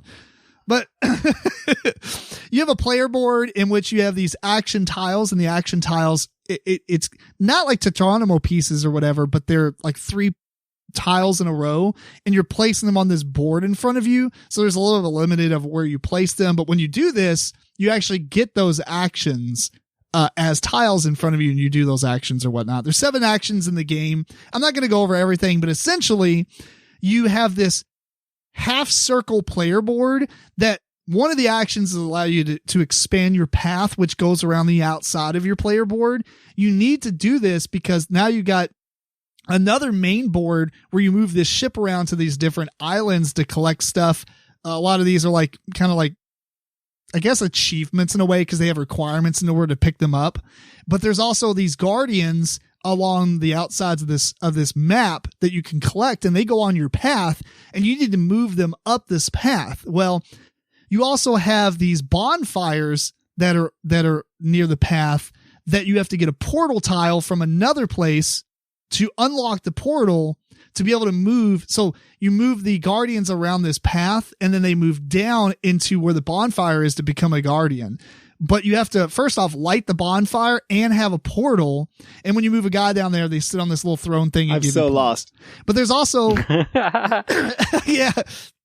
And then there's a main bonfire. It's called like the Great Bonfire. The Great Bonfire. I don't know. And it has like this 3D like pointer fire thing that you move around on this circle, and that's how you get the portal tiles. And that's also how you get some bonus actions and such. But I mean, I'm not saying this is like super thematic or anything, but it's, you know, it's a lot of cool stuff going on. So, Exhausted. Eric, what were you I going was to just say? going to say that, a lot of failed games, if you don't like that part of some failed games, it's very point salady. I'm going to do this, it's going to give me 2 victory points. I'm going to do this, it gives me 3. I'm going to do this, it gave me 1. I wasn't too efficient. But in this one, from what I heard anyway, there's the Guardians that if you get the Guardians or do whatever, there's actions or there's things in the game that reward you with a lot of victory points. So it's not like I'm doing these actions that are incremental gains. There are other things that you can combo and do stuff that you get a lot of points. It sounds awesome, and somebody said it might be the best failed game, so I'm very intrigued. Yeah. Okay. Very even intrigued. better than the Name of the Rose, What? which is What was that? another what was it again? Strategy deduction game. Oh, God. But yeah, I am quite looking forward to this one. I kind of knew about it before we started going through this list because I knew it was coming out or whatever. But yeah, it better be good, because if it's not, he's just going to get a bunch of snarky comments like, well, this game is good, but it seems like it's extinguished already. Because people are so punny with their stupid Anyway. Eric, Q. what's your number 4? Number 4 for me is I already did 4. This is number 3. It's number 3. Yeah. Try to trick Oh, you're me. right. I added an honorable mention, so I plugged the tab in here. So I'm making Awesome. George happy here in Gotcha. a minute. Number 3 for me is a game called Whistle Mountain. It's not Whistle Stop. You might confuse this game for maybe an expansion for Whistle Stop because they use a whistle and has a big whistle on the front of it. There is... And it looks nothing the same. no, definitely it doesn't have any ties really to Whistle Stop. It's not a train game. It is a worker placement game. The designer of that, Scott Caputo, I believe, he went in with Luke Laurie. That is the guy that did other games like Manhattan Project, Energy Empire. So they made a game that is a worker placement game. You're putting out these tetro domino pieces in which will change the way that your guys get their actions. Because when you put down your worker, it's getting the actions for what's around it. So every game is going to be quite different, and that's pretty intriguing. I like that where it gives you every game's not going to be the same, because depending on how you build all the stuff is going to be different, and sounds very interesting. Yeah, I looked at this one because I enjoyed Whistle Stop quite a bit, and this one looks pretty cool. I might, I'm looking forward to trying it out. Yeah, I'll try it. Don't sound too enthused there. Well, I haven't played Whistle Stop, so I don't have any. Oh yeah, reference. you missed that. Oh, it was really good. Okay. I don't know if you'd like it, but it was really good. I think you would like it. Whistle Stop I think you would like it. Pick up and deliver type of a game. Mhm. It's not really a traditional train game, I would imagine. Okay. I mean, it is pick up and deliver, but it's in a different vein. I might like it. I might. Exactly. My number 3 Cool. is a game called Wolkenbruch in German, because I don't know if they're going to have it in English. If they did, it would be Cloudburst, and I hope they do. But it is a card game that is a cooperative card game where you have these flames that have to be kept alight. Kind of like Bonfire. I knew he was going to say it. Oh, I knew he was going to say it. And there's rain coming, and you have to somehow chase off the rain clouds or get umbrellas over the flames to keep them going. So it has a lot of just really cute art. And there's 10 levels of difficulty to the game, and it's like a communication game where you can pass cards, but you have to go fast, and it just sounds really fun. It's got really cute art. Yeah. I don't know a whole lot about it, but The top right one looks like a slime from Dragon Warrior. You encounter a slime. well, that would be real bad for a flame. So yeah, you got to keep the matches going. I'm interested in finding out more about it. I hope it comes to the US so I can. my number, if I had to put these in a top 10, which I kind of aligned them on how much I'm excited by them, this one is almost tied with my number 1, but I like how it's so unique that, I like the other game better as far as a game, but this one's super more unique, if that's even grammar. But it's called Dive. And Dive, the way this works is, I forgot what that pirate game we played is, where you have to stack all the things in the center and look down from a top. Ship Eric, shape. do you remember what yeah, ship shape. Yes. One word. It's kind of like that, but you have all these squares of ocean tiles, right? But they're transparent, much like the cards that come with like Mystic Veil or something like that. And so they stack on top of each other, and you're trying to dive deep into there to grab the whatever lost idol or something that you're trying to grab. That's whoever wins the game is the one who grabs it. But you're trying to avoid all like the sharks and things like that.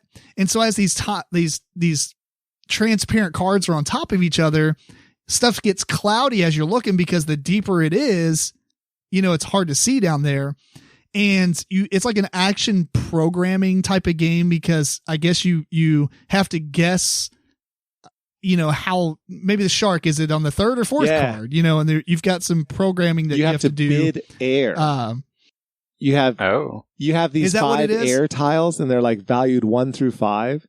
And so if I bid a 3 on like the second card down, and nobody else bids higher than a 3, then I'm going to get that card. The effect of it. If it's a shark, that's not good.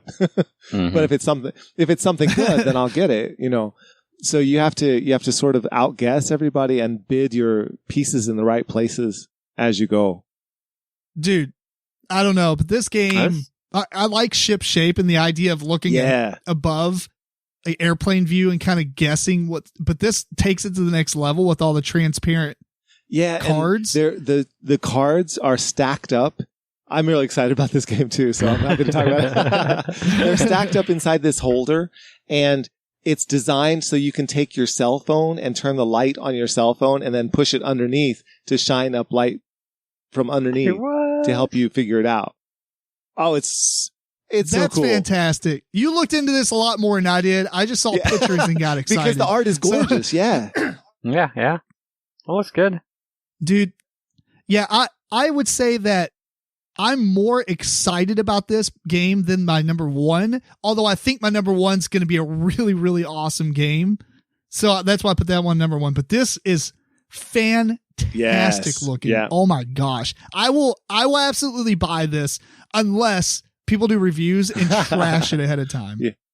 I might have to buy it just for the art. But it's a pretty game for sure. And the other thing is, as you stack them on there, I just like how deep it looks, even from the prototypes, like looking down in it, because those cards get cloudier and cloudier. It's like looking deep into the ocean. Yeah. Oh man. Oh, it's going to be good. Good stuff. I'll play Eric, one of your number copies. 2. Number 2 for me, Seven Wonders Duel Agora, which is an expansion to Seven Wonders Duel. This is the second expansion. What this adds is a Senate board, in which is kind of divided up. It's actually on, by the way, it's on BGA if anybody wants to try it out. I'm not sure now. I know they had it available for everybody while Spiel was doing their thing. They might have put it under where you have to be a member to actually play it, or play it with a member if you know somebody, a premium member. Yeah. So in this, they have a Senate board, which they divide up into 3 segments: left, center, and right. Each segment having 2 sections in it, and so you have these center cards that you can put in your tableau, and depending on how many blue cards, which give you victory points in the game, that you have a certain amount of actions in which you can place in the different segments of the Senate board. And each senator might say, you can place on the left side of the board, or right side, or in the middle. And each segment of that Senate house gives you a certain type of perk, and that changes every game, obviously. For each action, you can put influence there, or you can move it, left or right, and try to win different perks. And if you control the whole Senate, then you can also. So it adds that other way to win the game. You can win by military, you can win by science. Now you can win by controlling the Senate as well. And then there's also these conspiracy cards that you can kind of take a card and put it underneath a conspiracy to kind of get it ready. And at the beginning of a future turn, you can use these conspiracy that does a couple of different things. So yeah, it was pretty interesting. I'm playing one right now. Haven't got through a whole game, but I think it's a good add-on to the game. It as a different way to win, as different strategies. I think, with many games maybe being won by science and stuff like that, it kind of seems like it bolsters up the main way that the game wants you to maybe win by the majority of the time anyway, and that's the victory point. So yeah. That's cool. Yeah, I'm looking forward to it. I just finished a game and lost. Maybe the expansion will help you out. Yeah. Maybe. All right, George, what's your number two? I'm so excited about this one. It's a game called Spukstäben. And Spukstäben. That means spooky... Stabbing. Spooky letters, basically. Spooky characters. This is a game that combines so many things that I'm excited about. It's a game with words and spelling, and it's a game with a cooperative nature, sort of like Letter Jam. So you're cooperating to beat these spooks that have come to your print shop in the night and are walking off, floating off with your typeface letters. So you have to hit them in order to slow them down and reduce their spook energy. And you do that by using the letters in words, so like they get typed and they get smacked. So you have a minute. You have a minute to come up with words that can use as many of the letters as possible. And everyone does that, but you can't use the same word and you can't hit the same ghost more than once. So you have to kind of work together cooperatively to come up with what words you're going to use to hit whichever ghost. And so it's like a tower defense, cooperative word game. Oh my gosh, that's so many amazing things. Nice. That sounds cool. Yeah, play it. So I know that Eric probably doesn't have an honorable mention. I threw one on here real quick. George, you have a couple. We're going to kind of speed through these, I guess, because in the essence of time. The one that I added is called Excalibon. It is basically Bonanza. Oh, I've seen that. Yeah. The bean game, but the difference is each of the bean types have a special power that gets activated as well.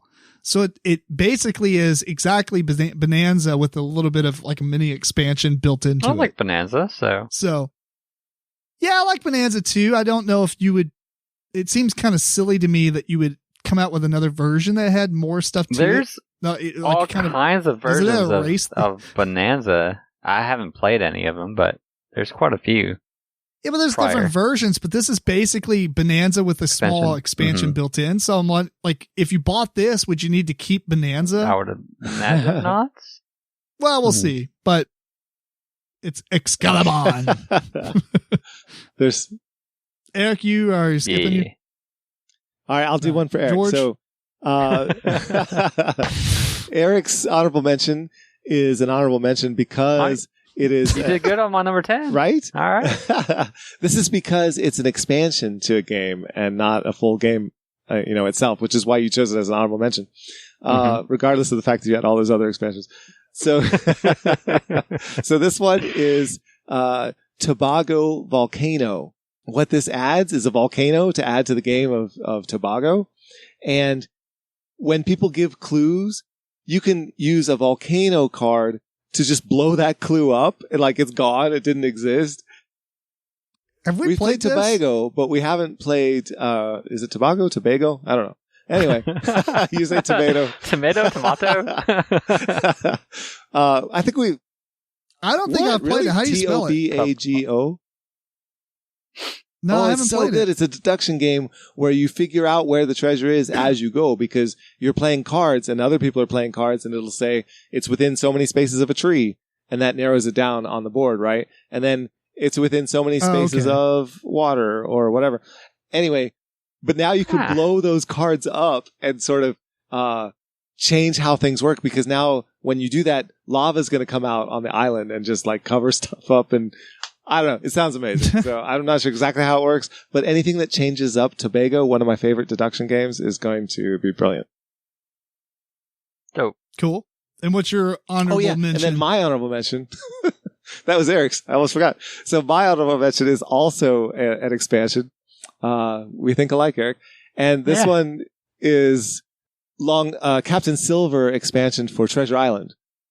Ah, cool. Yeah. So, of course, this has been out for a little bit, I think, too, in America. Yeah, well, yeah. So hasn't it? Honorable mention. But it adds another Fair map enough. to the game, and it revises the original map in sort of a different format. And it adds a bunch of Captain Silver cards so that while Silver is in jail, he can be doing more devious stuff. It's great. That's pretty cool. I like that game quite a bit. We've only played your copy. But I'm okay with that. I'm okay with that. Such a good game. Such a good game. Yeah. My number one is a game that I saw actually a couple of maybe months ago. I can't remember. Z Garcia did it. Yeah, it was a couple months ago. It's 2 months ago. I looked at it. I was like, wow, this looks really cool. I actually tried to buy it and I couldn't find it anywhere. I guess because it's more of like an advanced copy and the game's now coming out. But it's called The Court of Miracles. This game looks phenomenal. I mean, dude, the first off the board is super unique. It's like this overhead perspective of a castle with its walls and its different provinces or districts or whatever. And it's not a square board. It's cut out to the shape of it. It's just crazy looking. There are these five. The art in general is so good for this game. The art is really good. This game kind of reminds me at first glance of Lock Up, the role player game, right? With kind of what's going on, but it's much different. So there's these 5 different districts and each one has these 3 action spaces. And you have these rogues that you put your token in. And I guess, I don't know if they're plastic or wooden, but your token sits on top of it. And there's a bag of all these tokens. So everybody starts off with 2 1-strength rogues and a 0-strength rogue. When you put a guy out, obviously it's concealed because it's the bottom of this token. And you place and do the action of whatever, the action that you covered up or whatever. Anyway, now I don't know all the rules. I only watched the review and it's hard to re-explain all this. But basically what you're trying to do is you have these 6 tokens on your little player card that you're trying to get rid of. Now you can clearly win the influence of one of these districts and that gets one of your tokens off. But if somebody else wins influence, that your token gets bumped and goes back to your board. There's also this other board that you can go to that you can permanently get rid of your tokens because, you know, those go over on that and they stay there permanently. But what's really interesting is when a fight happens in a district, you flip over all the tiles there and count up the strength. So maybe I have 2 1 guys and then you have a 2. That would be a tie. But if I had 2 and you had a 0, what ends up happening is I would win influence of the district and put my tile out, which allows me to do a special action. But on top of that, the 0 space or the 0 strength guy is like he requires the winner to pay him $1 basically. So you can kind of siphon money from people. And it just has so cool looking interactions with how the game works. And there's one of the spaces that you can actually recruit a new rogue. So you like dig around in a draw bag and pull one out and you look at the bottom without showing anybody. And if you like it, then you can swap out one of your rogues with the one there. And so now like your rogues are switching, but like the way the game works, it's not like you have rogues that are yours. You just put your symbol token on the top of it. And there's also like one of the side things that you can win, you know, like it requires you, the ones that you could get your tokens out permanently. One of those actually gives you your brute and he's a 2-strength guy. And then the last thing is there's like this penniless king that goes around on this track And as he reaches certain spaces, like it causes fights and stuff to break out. It's just, you can get these cards, and the cards are like, single action tokens or single action cards and everything. I'm not doing a great way or great thing of explaining it because I've never played it, but everything seems awesome. Everything looks great. I'm with you on this one. Man. Yeah, super cool. Looks good. Yeah. Although on BGG it says it came out in 2019 for whatever reason. I don't know. I think that it came out as a different name or something. Hang on, let's see. The Court of Miracles. Or might have came out. I don't know. I don't know why it says 2019 actually. Let's see versions. So it says, I guess it came out as La Court de Miracles. Yeah. English first. French edition or something. Maybe it was a French game previously and now it's... Oh, it was apparently on Kickstarter. Uh-huh. Yeah, maybe. Either way, nobody owns this game. I mean, they're getting it because it's getting released now. It has 100 ratings, so it can't, Not massively produced at the I moment. don't care. It looks awesome. I've been excited about it. Buying it. I will buy this one for sure. Oh, wait. Maybe it wasn't a Kickstarter. Sorry. I don't know. All right, lied to you. Right. Who knows? It's Lumberjack Studio. Eric, what's your number one? It's a pre-order, and it's actually not that much either. $28 on Venture Market. Oh, wow. Oh, yeah. That's pretty nice. Talking about pre-orders, I'm going to pre-order this one, and it's Hands of Teutonica Big Box. And we talked about Hands of Teutonica a couple episodes previously. Awesome game. This one comes with 2 expansion maps. One of the expansion maps does add trade routes and permanent bonus markers in it, so it doesn't just give you a different layout. It's going to alter the way that you even play the game. So there's all kinds of good gameplay, good amount of decision making and mooshing in this game. Definitely worth picking up. I don't pre-order many games, but this is one that I'm pre-ordering. It should come out November. Dope. I think end of November, mid-November. That's pretty good. I like Hands of Teutonica, so this is definitely one to get. Yeah, I would say out of all the Euros we've played, man, we've played a lot recently. That's probably one of the better ones, for sure. That means a lot. From George. All right, George, wrap us up with your number one. Oh my gosh, this is so good. I'm so excited about this one. It is. How excited are you? It's astonishing. It's Paleo. Paleo. I was going to get Alexa to do a drum roll. Too late, it's Paleo. So this is a game that is coming out by Hans im Glück, and they always do amazing stuff. And this one is a cooperative game that is set in prehistoric times. You would think there would be more like that, but there aren't. This is the first one that I can even think of, and yet back in those days, you'd have to work together or you wouldn't survive. And that's the whole point. You have to draw these cards during the game, and some of them are day cards and some are night cards, and you have to play one of the ones during the day out of 3 that you draw, but you only do it by looking at the back of the cards. So you kind of have an idea of what it might be, but you don't really know. And you have this tribe of different people, and they can die from various effects. And if 5 of them die before the end of the game, you've lost. And if you manage to paint an entire cave painting before the end of the game, then you've won the game. But it's a campaign game, so it goes on. It starts, and there's surprises in the box, and you go into various, other seasons or years or weeks. I don't know how the game is set up, but progressed. Yeah, it's basically Robinson Crusoe, for families, but with a prehistoric, amazing theme. I can't wait. I'll play with you. That does sound pretty cool. It's going to be gorgeous. Even though it's co-op. And it's co-op. That's the thing.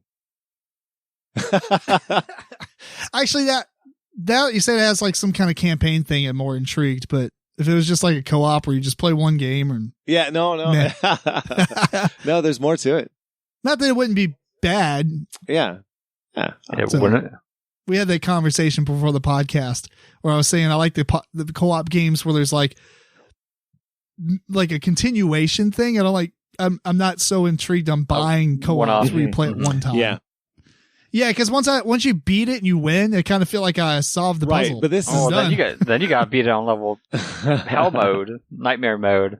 Yeah, I don't care about that. I don't even play video games on Nightmare. I'm not going to play a board game. This is going to have like story to it. You know, you are a tribe of Neanderthals or whatever, and you have to work together and you have to try to survive. And some of you will, and some of you won't. It's going to be adventure and life and death. Some of you get to go to the next chapter, and some of you don't get invited to game day next week. You got died. Sorry, Joe. That's right. All right, well, if you're interested in looking at the games we talked about, just check out the preview list on the front page of Board Game Geek. That's where we got all our games from. And hope you enjoyed the list. I did. So we're going to wrap this episode up. We want to thank you for tuning into episode 105 of the MeepleCore Podcast. This episode was recorded on October 30th, 2020. Please send us your questions and comments to meeplecore@gmail.com. If you watch the Veiled Fate stuff, send us your hate mail to that as well. Follow MeepleCore on Twitter, Facebook, Instagram, and check out the video versions of the show on youtube.com/MeepleCore. Until next time, this is Tim Jennette, the Metal Meeple. Eric Ledford. George Breden. Keep on rocking and rolling dice.